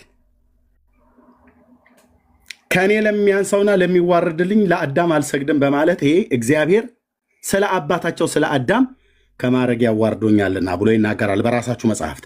ሰይጣን እንደው ብሎ እያለ ያለው በኦርቶዶክስ ተዋሕዶ ቤተክርስቲያን 80 አሐዱ ላይ ሰይጣን የተዋረድኩት በትንቢተ ሕዝቅኤል 28 እና በትንቢተ ኢሳይያስ 14 ላይ እንደተጻፈው ቃል ሳይሆን ለአዳም ስገድ ብሎ እግዚአብሔር ለአዳም ስገዱ ብሎ መላእክትን በሙሉ ሲያዝ ሰይጣን አልሰግድም አለ።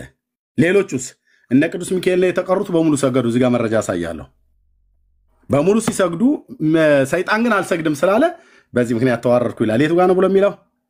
ዘወርሃ ሚያዝያና ዘወርሃ ጥር ላይ እንሄዳለን ማለት ነው። ዘወርሃ ሚያዝያ እንደዚህ ይላል። ይኸው ተናገር እውነቱን ገጽ 212 ድርሳነ ሚካኤል ዘወርሃ ሚያዝያ እንደዚህ ይነበባል።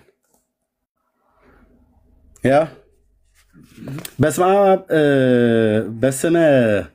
በአብ ስም አምነን አብን ወላዲ ብለን፣ በወልድ ስም አምነን ወልድን ተወላዲ ብለን፣ በመንፈስ ቅዱስ ስም አምነን መንፈስ ቅዱስን ሰራጺ ብለን፣ ምንም ላጠይቁ አካላት ሶስት ብንል በባህሪ በህልውና አንድ አምላክ ብለን አምነን በሚያዝያ በባተ በ12 ቀን ንዑድ ክቡር የሚሆን የመላእክት አለቃ ስለሚሆን ስለ ሚካኤል የተነገረውን ነገር እንናገራለን ብሎ ካለ በኋላ ወንድሞች ሆይ የአብ ገናነቱን የወልድን ቸርነት የመንፈስ ቅዱስንም ስፋት ልናስብ ይገባል።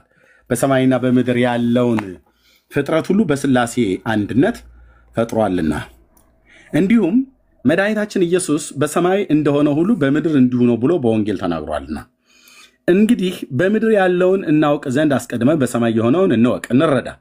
በስድስተኛውም ቀን እግዚአብሔር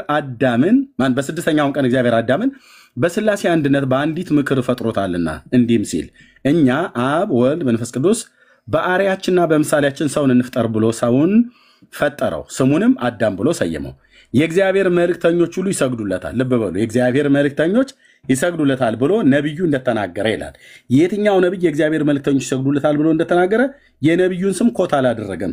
ከሙሴ እስከ ሚልክያስ ያለውም ማለት ነው አልጠቀሰም። ነቢዩ ይሰግዱለታል ብሎ ተናግሯል። ለአዳም ይሰግዱለታል ብሎ ተናግሯል አለ። መላእክት ለአዳም ይሰግዱለት ዘንድ አዘዛቸው፣ በአርአያው የፈጠረው ነውና ይላል። የቱ ጋ ነው መላእክት ለአዳም እንዲሰግዱ ያዘዛቸው? የትኛው መጽሐፍት ላይ? ተጠላለህ አልኩ። ተጠላዋለህ። እዚህ የሚመጣውን መረጃ ልብ በልና ስማኝ። ገና ዘወራ ጥር ላይ እንሄዳለን። ይህንን አሁን መረጃ ማምጣት አለባቸው ከአምስቱ ብሔረ ኦሪት ከሙሴ ሕግ ማለት ነው።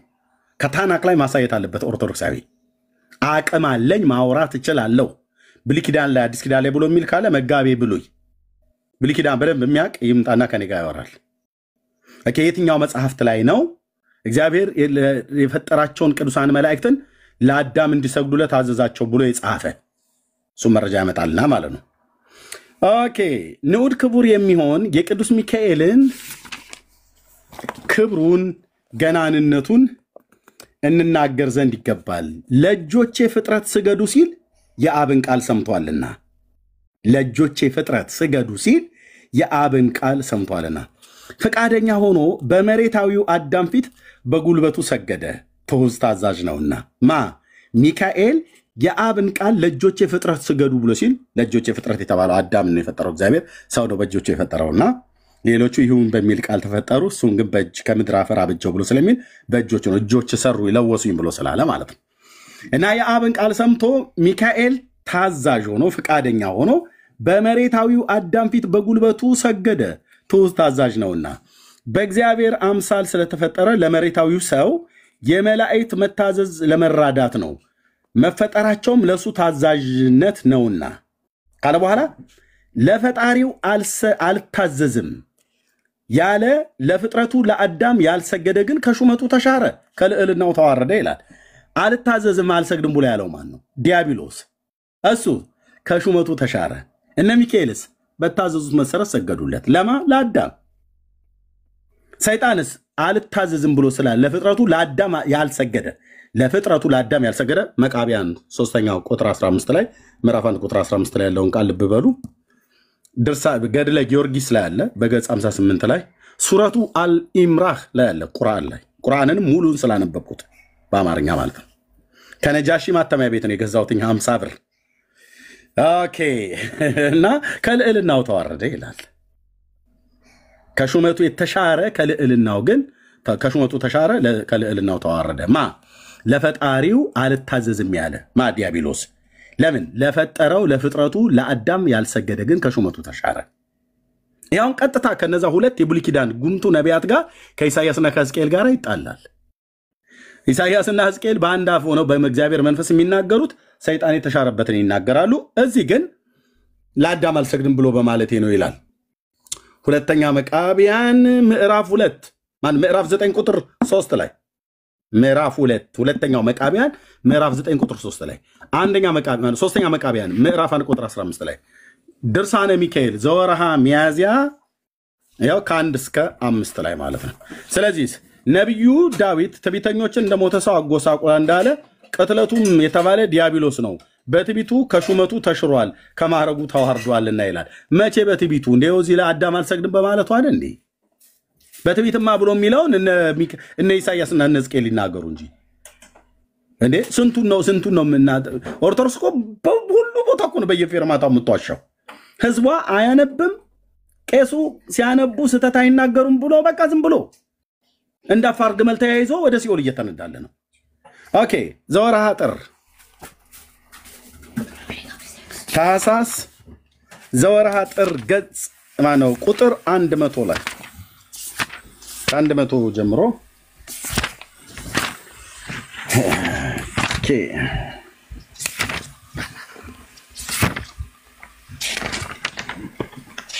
ዘወርሃ ጥር ላይ እንደዚህ ይላል። ገጽ 100 ላይ ያው ማነው ቁጥር 100 ላይ ሶሪ ገጽ 100 አልኩኝ። ቁጥር 100 ላይ ዲያብሎስ ለአዳም አልሰግድም ባለ ጊዜ ወደቀ የተዋረደ የሚሉ አሉ እንዴ ማን ያለው ማን ጴንጤዎች እንዳትሉ አላልምኛ ራሳችሁ ናችሁ ያላችሁት። የት የዘመያው ወር ድርሳን ላይ ራሳችሁ ናችሁ ያሉት። መቃቢያን ሳልሳዊው ምዕራፍ 1 ቁጥር 15 ላይ ራሳችሁ ነው ያላችሁት። ገድለ ጊዮርጊስ 59ኛው ገጽ ላይ አጭርና ግልጽ ተናገር እውነቱን ራሳችሁ ናችሁ ያላችሁት የሚሉ አሉ ብላችሁ ደግሞ አሁን ሌላ ጦሳችሁን ጥምብሳሳችሁን ተብሎ እንደሚባለው ወደ ሌላ ልታሳብቡ ማለት ነው። ዲያብሎስ ይሄው ዚዩት ለአዳም አልሰግድም ባለ ጊዜ ወደቀ ተዋረደ የሚሉ አሉ። ሙስሊሞቹ ማለታችሁ ነው። እነሱ ከሆነ ልክ ነው። ሱረቱ አልኢምራን ላይ ተጽፏል። ያው እናንተ ከድሮም ጥንትም ሁለታችሁ ስለሆናችሁ ማለት ነው። የሶሪያ ወንዞች ወደ አንድ አቅጣጫ ነው የምትፈሱት። ወዴት? ወደ ሲኦል። የሶሪያ ወንዞች ከጥንትም እኛ ነን ትላላችሁ። እነሱን ከሆነ የምትሉት የሚሉ አሉ ብላችሁ ካላችሁ ልክ ነው ይላሉ። ሱረቱ አልኢምራን ላይ ይሄ ያለ የሚሉ አሉ። የቅዱስ ጊዮርጊስም ገድል በተጻፈበት መጽሐፍ ተጽፎ ይገኛል። ልክ ነው ይገኛል። አይቻለሁ። መድኃኒዓለምን ይላል እውነት ነው በለው ይናገራሉ። ኧረ አይቻለ ይናገራሉ። አይደል ራሳችሁ ጽፋችሁታል። ኦኬ እሺ ከዛ ምን አለ ጊዮርጊስ የሚሉትን ይሁት። ጊዮርጊስ ግን እንደዚህ አላለም። ራሱ መንፈስ ርኩስ ሰይጣን ለአዳም አልሰግድም ባልኩ ጊዜ አዋረደኝ ጣለኝ አለ። ይህንኑም ሐሰት ነው፣ ሐሰተኛ የሐሰት መገኛ ነውና እንዲህ አለ እንጂ አላችሁ። ታዲያ ምን ነው እናንተ ጻፋችሁት? እናንተ እንዴት የዲያብሎስን ሐሰት እንዴት ጻፋችሁት? እንዴት በአንድ መጽሐፍታችሁ ላይ ዘወርሃ ጥርና ዘወርሃ ሚያዝያ ላይ እንዴት ይገኛል? ገድለ ጊዮርጊስ ላይስ እንዴት ይገኛል? 80 ሀዳዋችሁ ላይ በሁለት ምዕራፍ ቦታ ላይ እንዴት ይገኛል? በሁለተኛ ዜና በሁለተኛ መቃቢያን ምዕራፍ 9 ቁጥር 3 ላይ እንዴት ተገኘ? እሺ እሱስ በስተት ነው ስራው አጼ የገባ ነው በላይ። በሶስተኛ መቃቢያን ምዕራፍ 1 ቁጥር 15 ላይ እንዴትስ ሊገባ ቻለ? እሱም ስራው አጽ ነው። ይኸው እንግዲህ አለ አይደል ብዙ እኮ ቤተክርስቲያን ላይ የተነሱ እቺ ቤተክርስቲያን ብራና ዳምጣ ቀለም በጥበጣ ምናምን ነገር ብለህ ወሬ አታወራም ማለት ነው። እሺ በዚህ ሁለት ክፍል ላይ እንዴት ተገኘ? በሰማንያ ያዱ በዚህ ድርሳነ ሚካኤል ዘወርሃ ሚያዝያና ዘወርሃ ጥር ላይ እንዴት ተገኘ? ገድለ ጊዮርጊስ ላይ እንዴት ተገኘ? በራሳችሁ መጽሐፍት ከሆነ 5 ቦታ ይተገኙ 5 ቦታ ሶስቱን ካቶሊክ ሁለቱን ፕሮቴስታንት አስገብተውባችሁ ነው። እናንተ ሁሉ ቀን ገባብን ነው የምትሉት አይደል? ይሄ ወንድምዬ ድርሳነ ሚካኤል ላይ ሚካኤል እኮ ሰገደ ብላለች ቤተክርስቲያኒቱ። ሚካኤል ቅዱስ ሚካኤል ይኸውላችሁ ወገኖቼ ወር በባተ በወርሃ ሚያዝያ ላይ በቅዱስ ሚካኤል ገድል ላይ ማነው ድርሳን ላይ እንዲህ ይነበባል። ምን ብሎ ፈቃደኛም ሆኖ በመሬታዊ አዳም ፊት በጉልበቱ ሰገደ ትሑት ታዛዥ ነውና ሚካኤል። ለምን የቅዱስ ሚካኤልን ክብርና ገናነት ንዑድ ክቡር የሚሆን የቅዱስ ሚካኤልን ክብርንና ገናንነቱን እንናገር ዘንድ ይገባል አላችሁ። እሺ እንናገር። የመልአክ አለቃ ስለሆነ ማለት ነው። ለእጆቼ ፍጥረት ሲገዱ ሲል የአብን ቃል ሰምቷልና ከአብ ይሄ ድምፅ ሲወጣ ሰማ ቅዱስ ሚካኤል እንደ ኦርቶዶክስ ትርክ። ከዚያስ ሚካኤል ወዲያውኑ ትውዝ ነውና ነው በአዳም ፊት ሄዶ ድፍት ሲል ሰይጣኖዬ አልሰግድም እግዚአብሔር አብ ይሄንን አዘዝከን። አዎ ሚካኤል ከፈለገ መደፋት ይችላል። እኔ ግንስ ለሚዋረድ ሌላ አዳም አልሰግድም ብሎ በማለቱ ከስልጣን ተዋረደ እኮ ብላችሁ አራሳችሁ። ይሄው እዚህ ጋር ስትናገሩ በእግዚአብሔር አምላክ ስለተፈጠረ ለመሬታዊ ሰው የመላእክት መታዘዝ መራዳት ነውና በመፈጠራቸው እሱ ታዛዥ ነውና ካለ በኋላ ለፈጣሪው አልታዘዝም ያለ ለፍጥረቱም ለአዳም ያልሰገደ ግን ከሹመቱ ተሻረ ከልዑልናው ተዋረደ ብላችሁ እኮ አላስቆምኩማችሁን። ታዲያ አንተ አሁን ሚካኤልን ስገድለት ብለህ የምትለኝ እሱ ነው እንጂ ለእኔ መስገድ ያለበት አይደል? እኔ ነኝ ያዳም ልጅ፣ እኔ እናንተን እኔ ያዳም ልጅ። እኛ ግን በቅዱሳን መላእክት ላይ እንደናንተ አናላግጥም። የእግዚአብሔር ሕዝብ እንደዚያ አያላግጥም። ጴንጤ በጣም ጨዋ ማህበረሰብ ነው አልኩ። እውነቴን ነው የምነግርህ። የመላእክት መገለጥ በጥንቃቄ እንድንኖር አንዳንዶች ሳያውቁ መላእክትን በእንግድነት ተቀበሉ ብሎ ስላለ በጥንቃቄ ነው የምኖረው። እኔ ሰው መንገድ ላይ ሳንቲም ቢጠይቀኝ ቤቴ መጥቶ ቢያንኳኳ ራበኝ ጠማኝ ብሎ ቢል ለመስጠት በጣም ሬዲ ሆኜ ማለት ነው። ለሚለምን ሁሉ ስጥ። አንዳንዶች ሳያውቁ መላእክትን በእንግድነት ተቀብለዋል ይላል ዕብራውያን 13 ላይ ሲናገር የአምላኬ ቃል። በጥንቃቄ ነው የመላእክትን ማኒፌስት እንጠብቃለን። አዲስ ኪዳን ላይ ሊልካቸው ይችላል፣ ምንም ጥርጥር የለውም። ጳውሎስን በመርከቡ ላይ፣ ጴጥሮስን በወህኒ ቤት፣ ዮሐንስን በፍጥሞ ደሴት የእግዚአብሔር ቅዱሳን መላእክት በአዲስ ኪዳን ማኒፌስት አድርገው አገልግለዋል። ከእግዚአብሔር ዘንድ ተልከው የሚራዱትን ተራርተዋል፣ የእስር ቤት ያሉትን አስወጥተዋል፣ ራእይንና ትርጓሜን ተናግረዋል ለዮሐንስ ማለት ነው። ስለዚህ አንዳንዶች ሳያውቁ መላእክትን በእንግድነት ተቀብለዋልና እንግዶች መቀበልን አትርሱ ብሏል። ጴንጤ ይሄን ሬዲ ነው።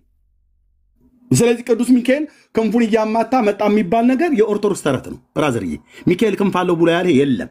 ስለ ክንፍ ከተባለ የሁለት የመላእክት ነገዶች ሱራፌልና ኪሩቤል የሚባሉ 40 እንስሳት የሚባሉት የእግዚአብሔርን ዙፋን የሚሸከሙ ሕዝቅኤል በኮቦር ወንዝ በምርኮኞች መካከል ሆኖ በሰሜን በኩል የሚበርቅ መብረቅ ወጣ፣ ሃሌሉያ ወጣ ይላል። በዛን ሰዓት ላይ ያያቸው እነዛ 4 እንስሶች የእግዚአብሔርን ክብር የእግዚአብሔርን ዙፋን ይሸከማሉ ተብሎ የተባለው እንደነ ሕዝቅያስ አይነት ነገስታት የአሕዛብ መንግስታት መጥተው ሊወጓቸው ሲል ደብዳቤውን ወስደው በዛ በእግዚአብሔር መቅደስ ውስጥ አስቀምጠው በኪሩቤል ላይ የምትቀመጥ የአባቶቻችን አምላክ የሰራዊት ጌታ እግዚአብሔር ብለው ጸሎት እንደጸለዩ እነዛ መላእክት ክንፍ እንዳላቸው ነግሮናል። እግዚአብሔር ቃል ምንድነው?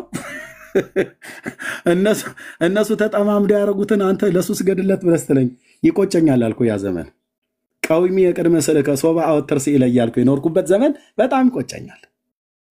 በጣም ነው የሚቆጨኝ። በብሂለ ኦሆ ፍጡን አስማዕኒ ቃለ በስዕል ፊት ቆሜ ስለማመንህ ድምፅህን አሰማኝ እያልኩ የለም። ለምን? ቅዱስ ሚካኤል አይደለምና። ግልጽ ነው። ቅዱስ ሚካኤል አይደለምና እኮ ነው ብየምል።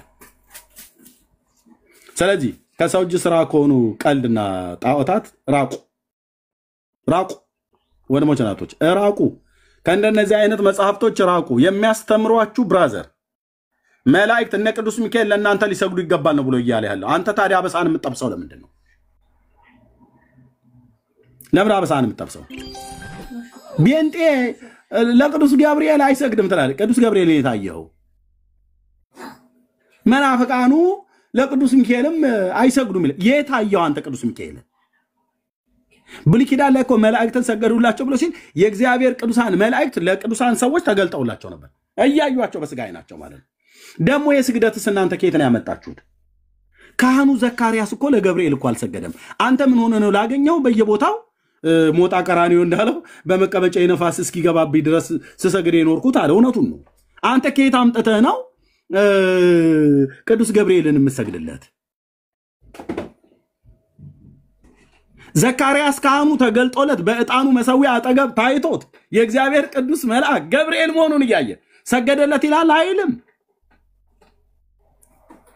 ደግሞ በኦርቶዶክስ ሌላ ተረታለች። የካህናት ስልጣናቸው ከመላእክት በላይ ነው። ምክንያቱም ብለው ቢሉ አሉ። እንዴታ ምክንያቱም ብለው ቢሉ የማይሰራ ኃጢአት እግዚአብሔር ይፍታ ብለው ይላሉና ዘወሃቦሙ ስልጣነ ለሐዋርያት በዛይመረ መንፈስ ቅዱስ አትሸቀልም አልኩ። ከዚህ በኋላ ህዝብን አታምታታም። የቱ ጋር እንግዲህ የካህናቱ ስልጣን ከመላእክት ከበለጠ ገብርኤል ለምን ለዘካርያስ አልሰገደለትም? እንደነ መምሬ የተሰማ እኮ ብፁዕ እንትና ጋር ሄደው ውዳሴ ማርያም ሰላም ሰላም ለዝክረ ስምኪ ሐዋዝ እምነ ከልበኒ ወቁስ ወእምነ ሰልበት ሙዝ ማርያም ድንግል ለባሲት አቢ ትእዛዝ ብሎ እኮ አይደለም ዘካርያስ ካህን የሆነው። አይገርምም?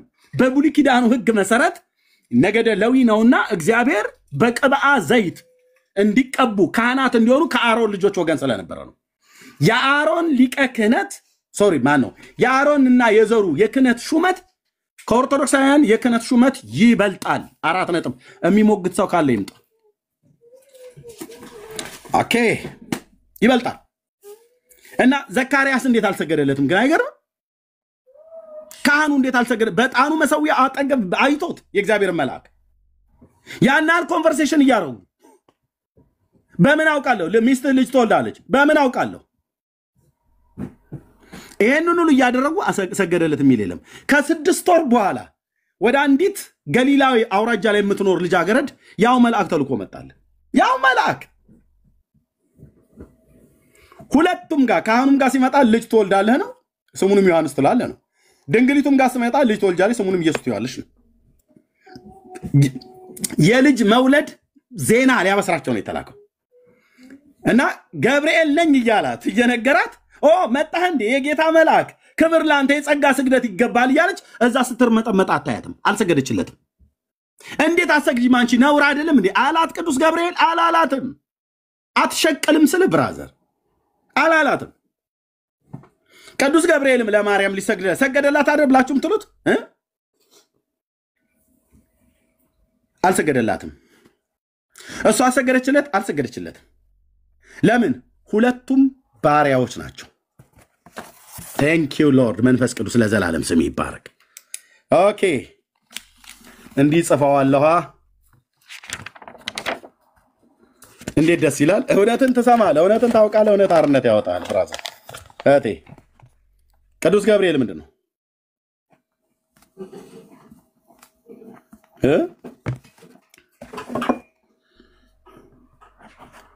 ቅድስት ማርያም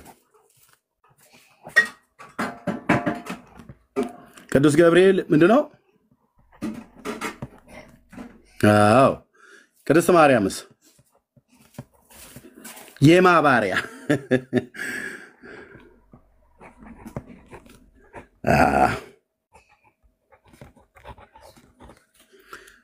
ኤርሚያስስ እኔ ማለት ነው ጴንጤዎቹስ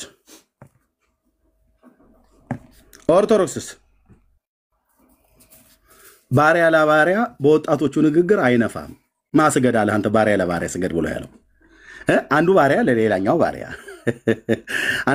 አንደኛይቱ ባሪያ ለሌላኛው ባሪያ እቺ ይሄኛው ባሪያ ለሌላኛው ባሪያ እርስ በርስ ተሰጋገዱ ብሏል እንዴ የለም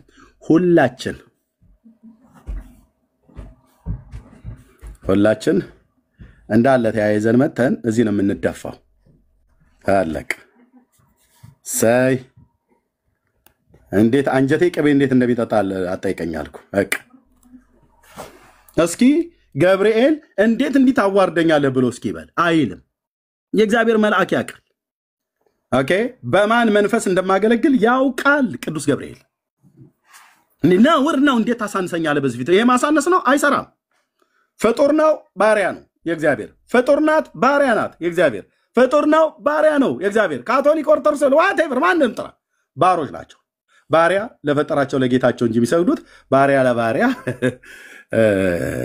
ነውር አይደለም እንዴ ነውር ነው አላዘዘንም መጽሐፉ ስለዚህ ገብርኤል መጥቶ ለማርያም ሰገደላት አይልም ማርያምም ገብርኤል ስታየው ሰገደችለት አይልም ምን ነው ስለ ስግደት ስታነሱ የእግዚአብሔር መልአክ ሲገለጡ ለነዘካርያስና ለማርያም ሲገለጥላት ያልሰገዱትን ለምን አታነሱትም ያውም እኮ እንደው ብትሰግድለት እንኳን ማርያም አይተዋለች እኮ ቀጥታ እያወራት ነው ቀጥታ እያወራችሁ ነው እያወራት ነው ይህ እንዴት ይሆንልኛል ቆበ እያወራች በዕብራይስጥ ቋንቋ ማለት ነው በአማርኛና በግዕዝ ነው ያወሩት ብለህ ካላልክ በስተቀር በዕብራይስጥ ዕብራይት ስለሆነች በዕብራይስጥ ቋንቋ ነው ሲገልጥ የሚያወራት እስራኤላዊት ናት ዕብራይስጥ ነው ቋንቋቸው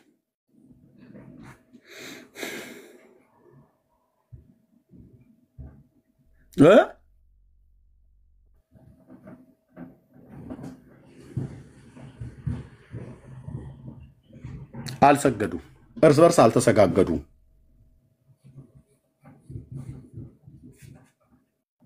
ስለዚህ ቀደም ወንድማችን ያልከው ነገር በሙሉ ይሄው ድርሳነ ሚካኤል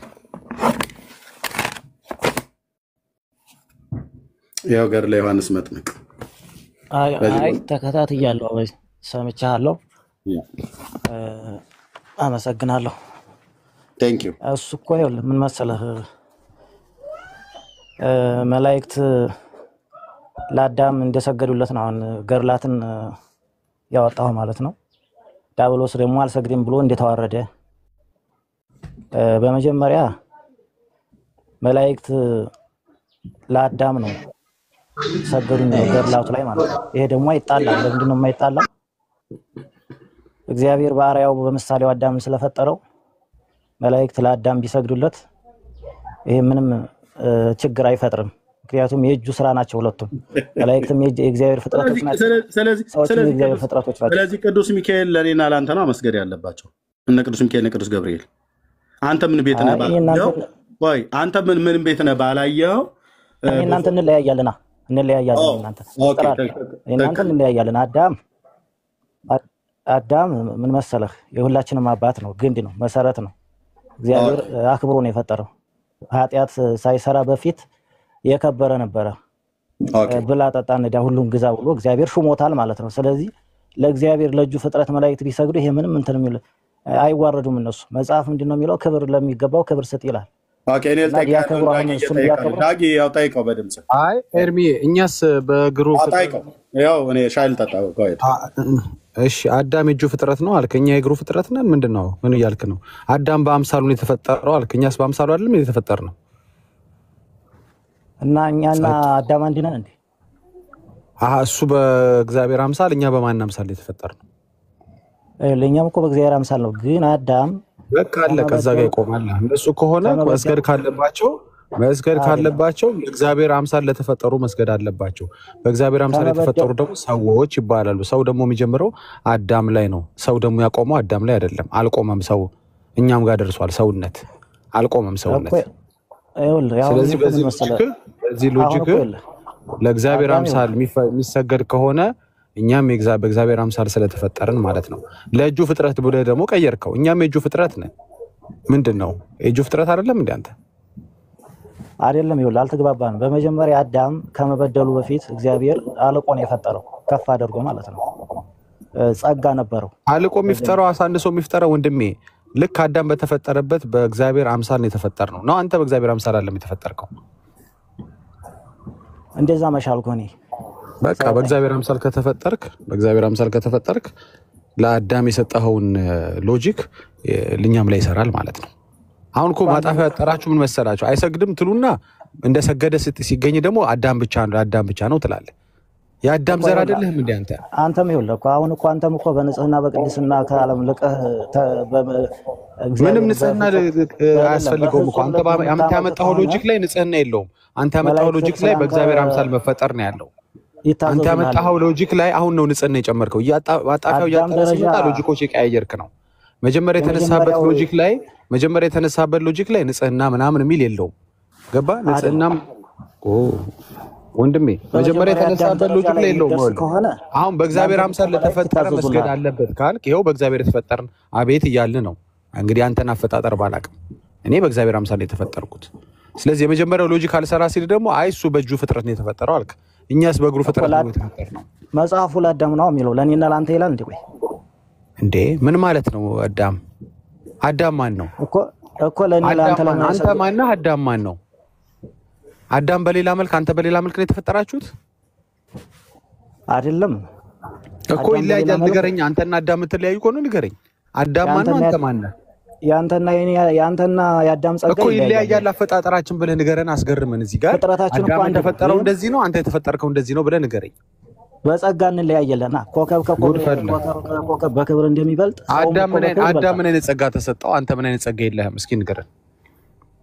አዳም ምን አይነት ጸጋ ተሰጠው?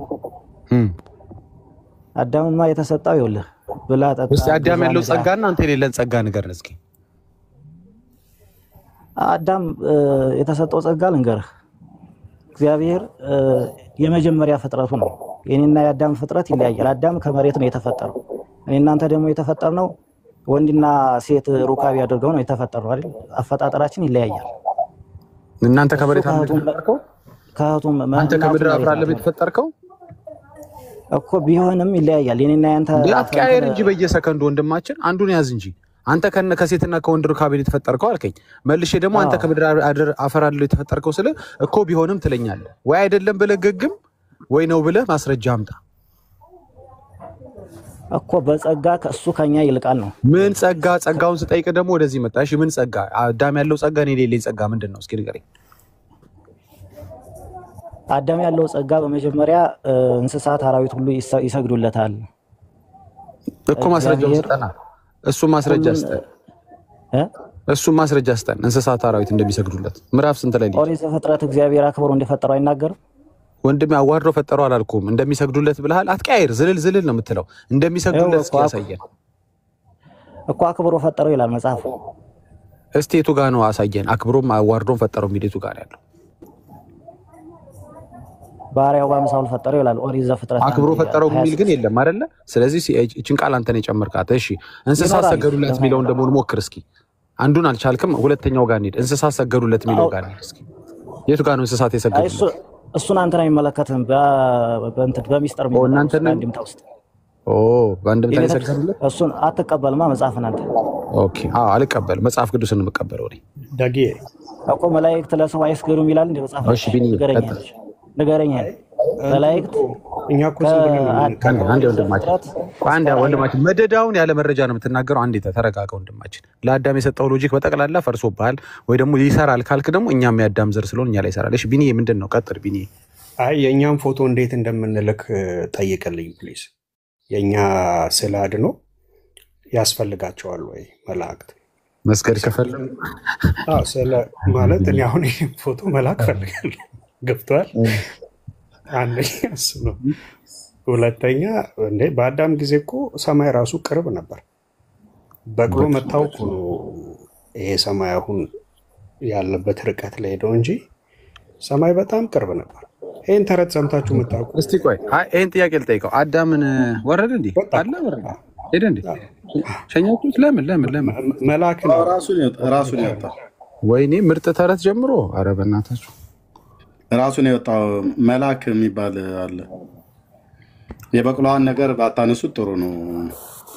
ታኮ ሳርስት ግጡ ላኮ ነው በጣም አስረኛ ደቂቃ ላይ ይመቻል ኤርቢ የቪዲዮ መክፈት የገባንበት ሐሳብ እዛ ላይ ስለነበረ እሺ ቢኒ አሪፍ አይዲያ አምጥቷል ቆይ እንሄድበታለን የቤት ቅዱሳቸውም ይወገዛል ማለት ነው እንዴ ሁሉን አውግዘው ባዷቸው ልታስቀራቸው ባይ ዘ ወይ ባዷቸውን ቀርተዋል እኮ ኤርሚ አይደል ያለ ባይብል እንደቀረው አውቃለህ መጽሐፍ ቅዱስ ገድል ነው ገድል መጽሐፍ ቅዱስ ነው ካሉ ጀምሮ ገድል ተወግዞ መጽሐፍ ቅዱስ መቅረት አይችልም ለምን የተቀዳው ከመጽሐፍ ቅዱስ ስለሆነ አባቱ ልጁ ተወግዞ አባት ሊቀር አይችልም አባት ተወግዞ ልጅ ሊቀር አይችልም እሺ መጀመሪያ እንግደለውና ወደሱ እንሄዳለን ስለዚህ ያስወገዘው እንዳትረሱት የምትከታተሉን ከስር መጽሐፉን ያስወገዘው አንደኛው ከ15ቱ ብለው እሳቸው ከደረደሩት ውስጥ እስከ 3ቱ ባህሪያት የተፈጠረ ሰው አለ ይላል መጽሐፉ ነው ታዲያ እሱን እኮ መጽሐፍ ቅዱሳችሁ የሚል የለ እንዴ ኤርሚ ያንበበል ከአራት ነው እዚህ ጋር ብሎ የሚለው ዳጊ ከአራት ነው እዚህ ጋር ብሎ የሚለው ከመሬት እሳት ውሃና ነፋስ እንደውም ጭራሽ አራት ነው እሱኛው ደግሞ ጭራሽ ስለዚህ የሰው ልጅ የተፈጠረው ከአራት ባህሪያት ነው እንደ ኤርሚ ኤርሚዬ እዛ ላይ አዳም ወሔዋን ቀደምት ፍጥረት አዳም ወሔዋን ቀደምት ፍጥረት ማይ ወመሬት የሚለው ነው አሁን ይሄን አራት እንትን ነው ከውሃ ከመሬት ከንፋስና ከእሳት ትክክል ነው ቀጥል ከአራቱ ማለት ነው ከሶስት ባህሪያት ተፈጠረ ብሎ ዮሐንስ ላይ ይናገራል እዚህ ግን ከመሬት ከእሳት ውሃና ነፋስ ነው ብሎ የሚለው ማለት ነው ኤርሚ ግን ሲጀምር እኮ ዳጊ ቆይ እሱ ጋር አዳምን እኮ በፈጠረበት ቀን ሌላ ሰውም ሁሉ ፈጥሯል እኮ ነው ብሎ የሚለው መጽሐፋቸው በጌታስ ከአዳምና ከሔዋን ግን ዘፍጥረት 2:7 ላይ ኤርሚዬ ሰው ከምን ተፈጠረ ነው የሚለው እግዚአብሔር አምላክ ሰው ነው እዚህ ላይ ግን ከምን አበጀው ነው አሁን ደግሞ ያነበብክልን ላይ የሚለው እዚህ ላይ የተጻፈው ላይ ከምድር አፈር አበጀው የሚለውን እነሱ እዚህ ጋር እንደውም ከመሬት ነው የሚለው አፈርም አይልም ይኸው ተመልከት መሬት ነው ብሎ የሚለው ያው ከምድር ከመሬት ለማለት ነው ገብቶኛል አፈር ብሎ እንያዝላቸው እሳትና ውሃ ነፋስንም ጨምሮ ይላል አራት ባህሪያት ነው እዚህ ጋር የቱ ጋር መሰለ ሌላ ያለው ቁጥር ስንት ነው አዳምን እኮ ገድሉን የሚያስወግዝ ከሆነ መቃቢያንም የሚያስወግዛል ነው ገብቷል ፖይንት እሱንም ያስወግዛል ለምን የተለየ ፍጥረት ተፈጥሯል ብሎ በሚል ማለት ነው ገድለ አቦን ይዘው ዮሐንስን ገድለ ዮሐንስ መጥምቅን ማውገዝ አቦ የሚባል ሰው እኮ በምድር ላይ እኮ የለም በታሪክ ውስጥ ብትፈልጉ አታገኙ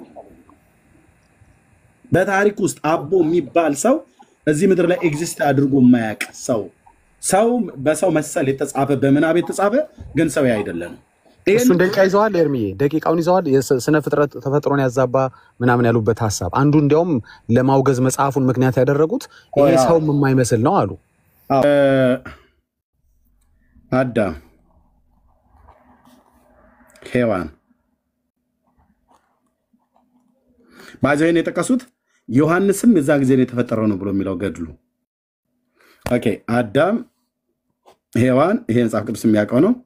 ዮሐንስ በዛ ጊዜ ተፈጠረ ይላል ገድሉ ላይ እነሱ እንደሚያውቁት። ከልቤን ነው ከልቤን የሚባል ሰውም ተፈጠረ አዳምና ሔዋን በተፈጠሩ ጊዜ። እውንሴን ደግሞ የምትባል ሴት ተፈጠረች ይለዋል። this is orthodox። ቆይ እኔ የምልህ አሁን ይሄ ሁሉ ግርግር ለምንድን ነው? ዮሐንስን አዳምና ሔዋን በተፈጠሩ ጊዜ ዮሐንስ ተፈጥሯል ብሎ ይላልና ስለዚህ ውድቅ እናደርገዋለን ነው። ጥሩ ነው። እሺ ውድቅ ካደረጋችሁት እኔ አዳምም ሳይፈጠር ሔዋንም ሳትፈጠር ዮሐንስም ሳይፈጠር ከልቤንም ሳይፈጠር አውሴንም ብለው ያሏት ሳትፈጠር ስም ተሳስቼ ከሆነ በጣም ይቅርታ። ማርያም አልነበረችም እንዴ?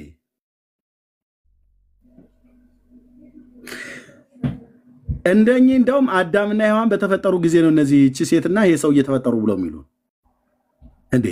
ከአዳምና ከሔዋንስ ራሱ ከነዚህ ከሁለቱ ከከልቢና ከሁሴን ብለው ከሚሏቸው ማርያም ትቀድም የለ እንዴ? ማርያም እኮ ነበረች በኦርቶዶክስ አስተምሮት። መቼ? ከዘላለም ማለት ሰማያትና ምድር ሳይፈጠሩ።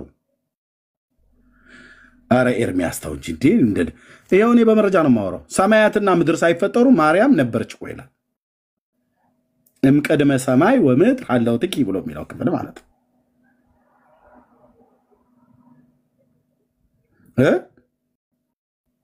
ምን ነው ደነገጣችሁ? ገድለ ዮሐንስ ተፈጥሮ ነበር ብሎ የሚለውን ራሳችሁ የጻፋችሁትን አባቶች የጻፉትን ተረት አይታችሁ ምን ነው ደነገጣችሁ? የማርያም ለምን አላስደነገጣችሁም? መጽሐፈ ሰዓታት ስብሐተ ፍቁር ላይ የተጻፈ ማለት ነው። እምቀድመ ሰማይ ወምድር ሀለውትኪ የሚለው ላይ ፀሐይ ወርህ ይቀደሙኪ አልቀደሙሽም እኮ ብላችኋታል። ፀሐይና ጨረቃ አልቀደሙሽም። መኖር የጀመርሽው ለአኗኗርሽ መኖር የጀመርሽው ሰማያትና ምድር ሳይፈጠሩ ነው። ፀሐይና ጨረቃም አልቀደሙሽም። የሰማይ መላእክትም ይላላኩሽ ነበር ብላችኋል እኮ። ስለነበረች አይደል እንዴት ተላላኳት? ለምን እዚህ ላይ ልባችሁ አልደነገጠም? የማርያም ጉዳይ ሲሆን ዝም ነው።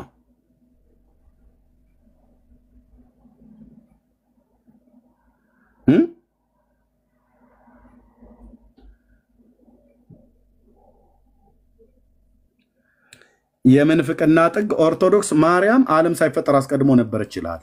በምን ስትላቸው በአምላክ ሕሊና ይላል። ብራዘር አታምታታም። ስለዚህ እኔ ጋር መጥተህ በአምላክ ሕሊና ብሎ የሚለው ተአምረ ማርያም መጽሐፍታችሁ መቅደማችሁ ላይ ነው። መጽሐፈ ሰዓታት ላይ ግን ስብሐተ ፍቁር ላይ ግን የሚለው በአምላክ ሕሊና ሳይሆን መላእክትን ታዛቸው ነበር ይላላኳት ነበር ይላል። መላእክተ ሰማይ ይትለአኩኪ ይላላኳት ነበር ይላል። ኬት ወዴት ነው የምትልካቸው? ሰማይና ምድር አልተፈጠሩም። ጁፒተር የለም፣ ቬነስ የለም፣ የሉም። 9 ዓለማት ነው ምናምን ነገር የተባሉት የሉም። ፀሐይና ጨረቃ ከዋክብት አልተፈጠሩም፣ የሉም። ታዲያ ከየትኛው ፕላኔት ወደ የትኛው ነበር የምትላከው? አልተፈጠሩም ፕላኔት። ታዲያ ከአብ ወደ ወልድ ነው የምትልካቸው ይሆን? ከወልድ ወደ መንፈስ ቅዱስ ነው የምትልካቸው መላእክቱን? እንደዛ ብለን እንበል። ከየት ወዴት ነበር የምትልካቸው? መላእክተ ሰማይ ይትለአኩኪ ብላችኋል። ይሄ ዘመናት ጭምብላችሁ ነው።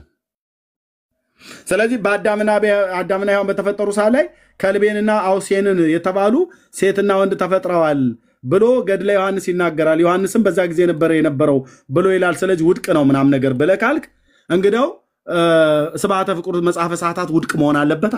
ለምን? ማርያም ከነዚህ ከአዳምም ከሔዋንም ከዮሐንስም ከከልቤን ብላችሁ ካላችሁት ከአውሴንም ካላችሁትም ከነሱ ሁሉ ጭምር ትቀድማለች። እንዲህ አይነት ትግል ነው የገጠመን። ስለ ማርያም የፈለከውን ዋሽ፣ የፈለከውን በቀይ በጥቁር እስክሪብቶም ለቅልቅ ጻፍ። ያጋሳሉ እንጂ እንትን አይላቸውም። ስለ እመቤታችን ጥሩ አድርጎ ጽፏል ይህ ሰው። እንዴት የእመቤታችን ፍቅሩ ቢጠናበት ነው ብለው ነው የሚሉ። የፈለከውን ጻፍ። ስለ ማርያም ብቻ ይሁን የማይገናኝን አገናኝተህ የሌለም ፈጥረህ ብቻ ስለ ማርያም ይሁን ይጻፍከው። እንግዲህ የእመቤታችን ፍቅሯ ቢጠናበት ነዋ ምን እንግዲህ ብለው ነው የሚሉ ተረታም ትውልድ የእመቤታችን ፍቅሩ በልቦናው ይላል እኮ ደግሞ ሲመርቁ ጣዕሟን ፍቅሯን በልቦናችን ታሳድርብን ይላል። ኤርሚ ለካ እዚህ ገብተው ቦግ ቦግ ሞቢል የሚሉብን ኦርቶዶክሶች ከሳት ተፈጥረው ነው ለካ። እኔ እኮ ስናዋራቸው በአንዴ ቦግ ቦግ ይላሉና አሁን የገባኝ ለካ አፈጣጠራቸው ከሳት ነው። እሺ ቀጥል። ይሄ ነው እንግዲህ ዳጊ ምን እንደምናደርግ እኮ ብራዘር ነገሩ ሰው አሁን እየነቃ ነው። በእውነት ነው የምልህ በእውነት ቤተሰብ ጉዳይ አይገባም ተብሎ እንጂ እኮ ሙስሊሞችም እንደዚሁ እኮ ነው የሚያምኑት አይደል? አዎ ከእሳትና ከምናምን ከአራት ኤሌመንት ፈጠረው ብሎ ነው እንደዚሁ ነው የሚያስተምሩት። ግን ይቅርብን፣ የፋሚሊ ማተር ነው። አሁን እነሱን አናጋጫቸው።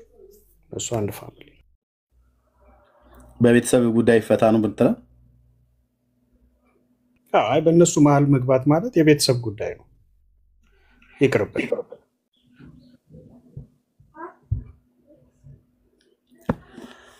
ኦኬ ኤኒዌይ ዘግይታችሁ የመጣችሁ ሰላም አልኳችሁም። ቢኒያው ዳጊዬ ማን ነው ዳንዬ ወንድምነትም እንግዲህ ወገኖች ይሄንን በዚህ ክፍል ላይ የእሳቸውን ቪዲዮ የሰማ ሰው ምን አሉ? ገና ደቂቃ አንድ ላይ ኦርቶዶክስ ገድልን እያወገዘች አይደለም አሉ። ታዲያ እያጣራች ነው አሉ። እነሱ ግን ገድለ ዮሐንስን አውገዘናል አሉ።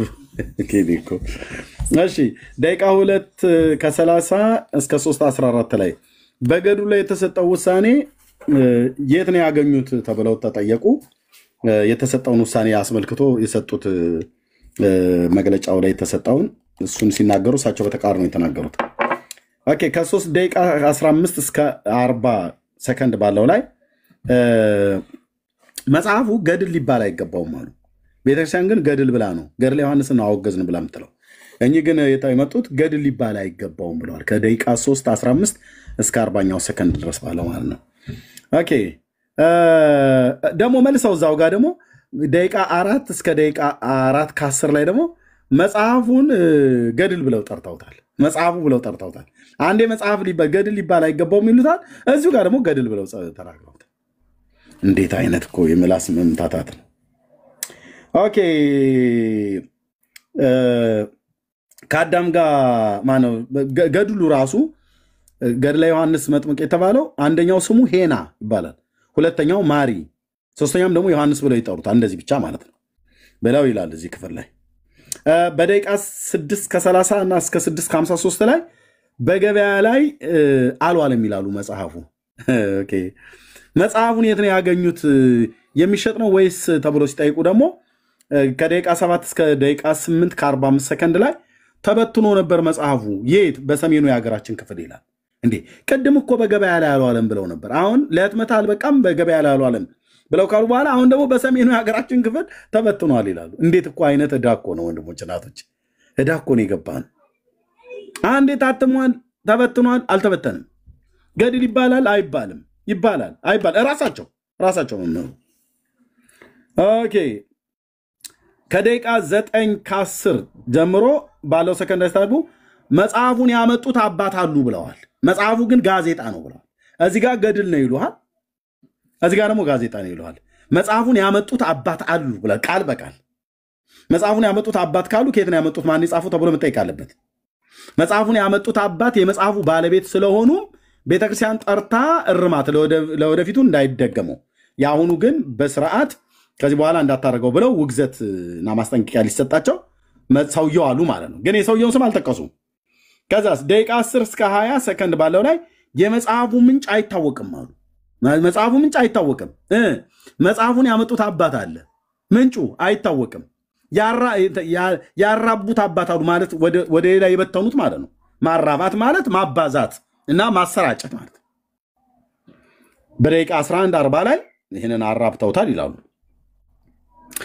እሺ መጽሐፉ ስለታተመ መስሎኝ የመጽሐፉ የገድሉ መጽሐፍ ከደቂቃ 12 እስከ ደቂቃ 13 ከ06 መጽሐፉ ገጽ ምን ያህል ነው ብለው ሲጠየቁ 669 ገጽ ነው ያለው መጽሐፉ ይላሉ።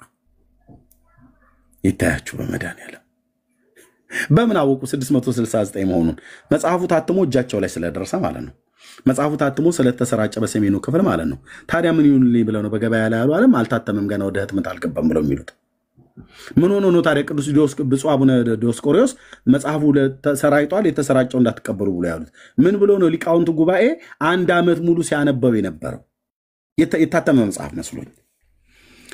ኦኬ ደቂቃ 14 ከ05 ፈላስፎቹ ያስገቡብን መጽሐፍ ነው ብለዋል። መነኩሴው ፈላስፋ ነው ማለት ነው።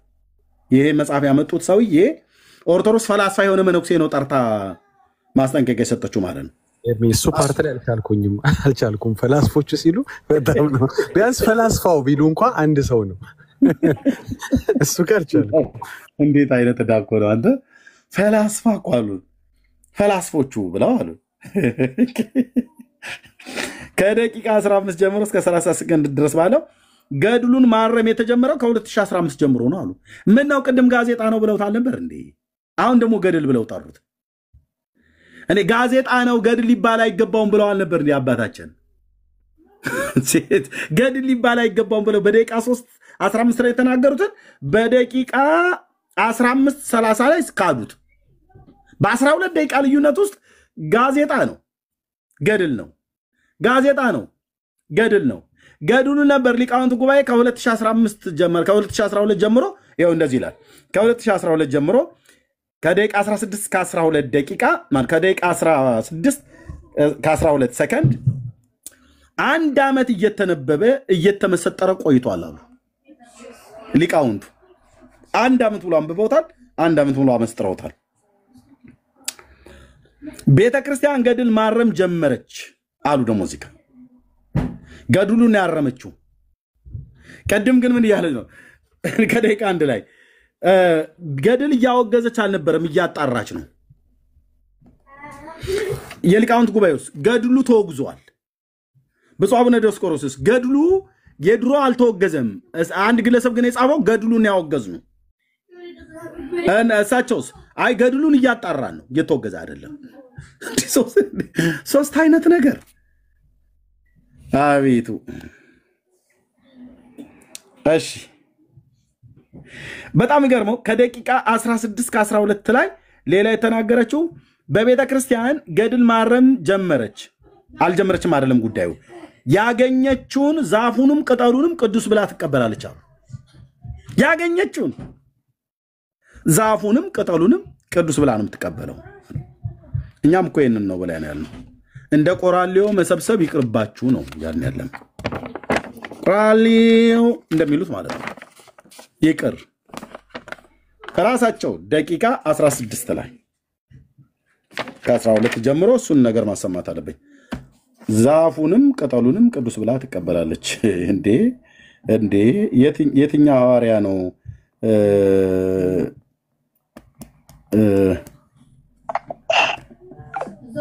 የትኛው ሐዋርያ ነው ዛፉንም ቅጠሉንም ምንድነው ቅዱስ ብሎ የሚቀበለው? አንድ ሰው ወይት ደቂቃ 16 መክበሯን አይፈልጉም። እንደ ጠላት የሚቆጥሩን እኛ ግን የቤተክርስቲያኒቱን መፍረስ መውደቅ አንፈልገውም። ኦኬ ተጣርታ ለክርስቶስ ቤተክርስቲያን ነች። ተጣርታና ነጽታ ተስተካክላ ወደ ወንጌል እውነት እንድትመለስ ነው። እግዚአብሔር ደግሞ ለማድረግ ሊቃውንት አያስነሳም። በእረኞች በኩል ነው እግዚአብሔር የሰራው። ኦኬ በእረኞች የእስራኤልን ሕዝብ እግዚአብሔር ወደሱ ለመመለስ እነ ኤርሚያስን ሕፃናትን ነቢያትን ያስነሳው፣ እነ ሳሙኤልን ያስነሳው። ብራዘር ኦኬ ሊቃውንት ተብሎ 30 ክንድ ሻሽ ጭንቅላት ላይ ጠምጥሞ መዞር አይደለም። ቤተክርስቲያኒቱን ታደጓት። የጌታ ቤተክርስቲያን ነች፣ ግን መንገድ የሳተች ቤተክርስቲያን ናት። ወንጌልን ትታ የሀገር ፍጡራንን ሰብስባ የነሱን ገድል ነው የምትናገረው። የሞተላትን የአምላኳን የመድኃኒታችን የኢየሱስ ክርስቶስን ማዳን አይደለም ለትውልድ እየተናገረች ያለችው። መጽሐፍቶቿ በሙሉ ቢያወሩ ስለ ሰው ታሪክ ነው የሚያወሩት። እሺ በደቂቃ 16 ከ30 ሰከንድ እስከ 50 ሰከንድ ባለው ላይ ተመሳስሎ የበቀለ እንጂ ገድል አይባልም ብለዋል። ተመሳስሎ የበቀለ ነው ብለው ተናግረዋል። ገድል አይባልም። ኦኬ ከደቂቃ 17 እስከ ደቂቃ 18 ከ34 ሰከንድ ባለው ላይ አንድ ዓመት ሙሉ ጉባኤው አንብቦታል ብለዋል። እንዴ ከተነበበ ታትሟላ። እርሶ ስለተነበበ አይደል እንዴ ደብረ ሊባኖስ ላይ ያነበቡት? ከደቂቃ 18 ከ30 18 ነው ከደቂቃ 17 እስከ 18 34 ሰከንድ ጉባኤው በሙሉ አንድ ዓመት ሙሉ ጉባኤው አንብቦታል ይላል መጽሐፉን። በሰሜኑ የሀገራችን ክፍል ተሰራይቷል። የገድሉ ጸሐፊ ሰውየው ስሙ አልተጠቀሰም። በስንት ዓመተ ምህረት እንደታተም አልጠቀሰም። ለምን? ከጠቀሱ ህዝብ ሊነቃ ነው። ማጨናበሪያ ማደናገሪያ ጭራቸውን ይዘው መጥተው እንዲህ እያሉ እየወዘወዙ ጨረሱት ማለት ነው። ኦኬ በደቂቃ 18 ከ30 ሰከንድ እስከ 59ኛው ሰከንድ ላይ መጽሐፉ ተበትኗል አሉ። ድጋሚ ከደቂቃ 22 እስከ 50ኛው ሰከንድ በሚዲያ የታለ መጽሐፉ እየተባለ ነው አሉ። እኛ የጠየቅነውን ጥያቄ ማለት ባይዘው ይሰሙናል። እዚህ በደንብ ነው የሚሰሙት። ከጠቅላይ ቤተ ክህነት በደንብ ነው የሚሰሙት። አባቶች ሊቃውንት ጉባኤ ውስጥ ያሉ ካህናት በደንብ ነው የሚሰሙት። እዚህ ውስጥ አላችሁ። የታለ መጽሐፉ? ልክ ነው። መጽሐፉ ልታሳዩ ይገባል። አይገባም እንዴ? መርጌታውን የደብረ ሊባኖስን መነኩሴ ወይ መርጌታ የቅኔ መምህሩን መርጌታውን ስጠሩት ያንን መጽሐፍ በእጃቸው ይዘው መምጣት ነበረባቸው። ሊያሳዩ ይገባ ነበር። ከዚህ መጽሐፍ ተጠንቀቁ፣ ይሄው በዚህኛው ማተሚያ ቤት በዚህ በሚባል ግለሰብ ነው ታትሞ የተሰራጨው ብላችሁ ልታሳዩ ይገባ ነበር። አይደለም? እኩዩን ከሰናይ ለይታችሁ ልታሳዩ ይገባ ነበር። ይሄኛው መጽሐፍ ነው ይሄኛው ግን አይደለም ልትሉን ይገባ ነበር። አሁን ይሄኛውን የተወገዘው ወይስ ሌላኛ የማናውቀው መጽሐፍ አለ? እናንተ የነገራችሁን ለምን ለህዝቡ አላሳያችሁትም? ይሄኛው መጽሐፍ ካልተወገዘ ለምንድነው በቴሌቪዥን መስኮታችሁ ላይ ይሄን መጽሐፍ ያስቀመጣችሁት? እንደተወገዘ አድርጋችሁ በቀስት ምልክት አድርጋችሁ ያስቀመጣችሁት አለየም። ኦርቶዶክስ ብዙ ሰው አላት፣ ግን ሁሉም የሆዱን ነው እንጂ ለቤተ ክርስቲያኒቱ ገዶት ማገዶት። ኦኬ ተበትኗል አሉ። ከዛ በየመጽሐፉ የታለ መጽሐፉ እየተባለ በየሚዲያው የታለ መጽሐፉ እያሉ ለራሳቸው ጥቅም እያዋሉት ነው። ምንም ለእኛ ጥቅም ያዋል ነው የለም። ህዝቡን አታምታቱት። ይህንን የዋህ ህዝብ ግራ አታጋቡት። የገድለ ዮሐንስ መጥምቅ ኖረ አልኖረ ምንም የሚፈይድለት ነገር የለም። ነቢዩ አገልግሎ ጌታን አጥምቆ በስጋው ወራት እሱ ጽድቅን አገልግሎ ተሰውቷል። በቃ አለቅ። በእግዚአብሔር ገነት አለ፣ ይረፍበት፣ ተዉት።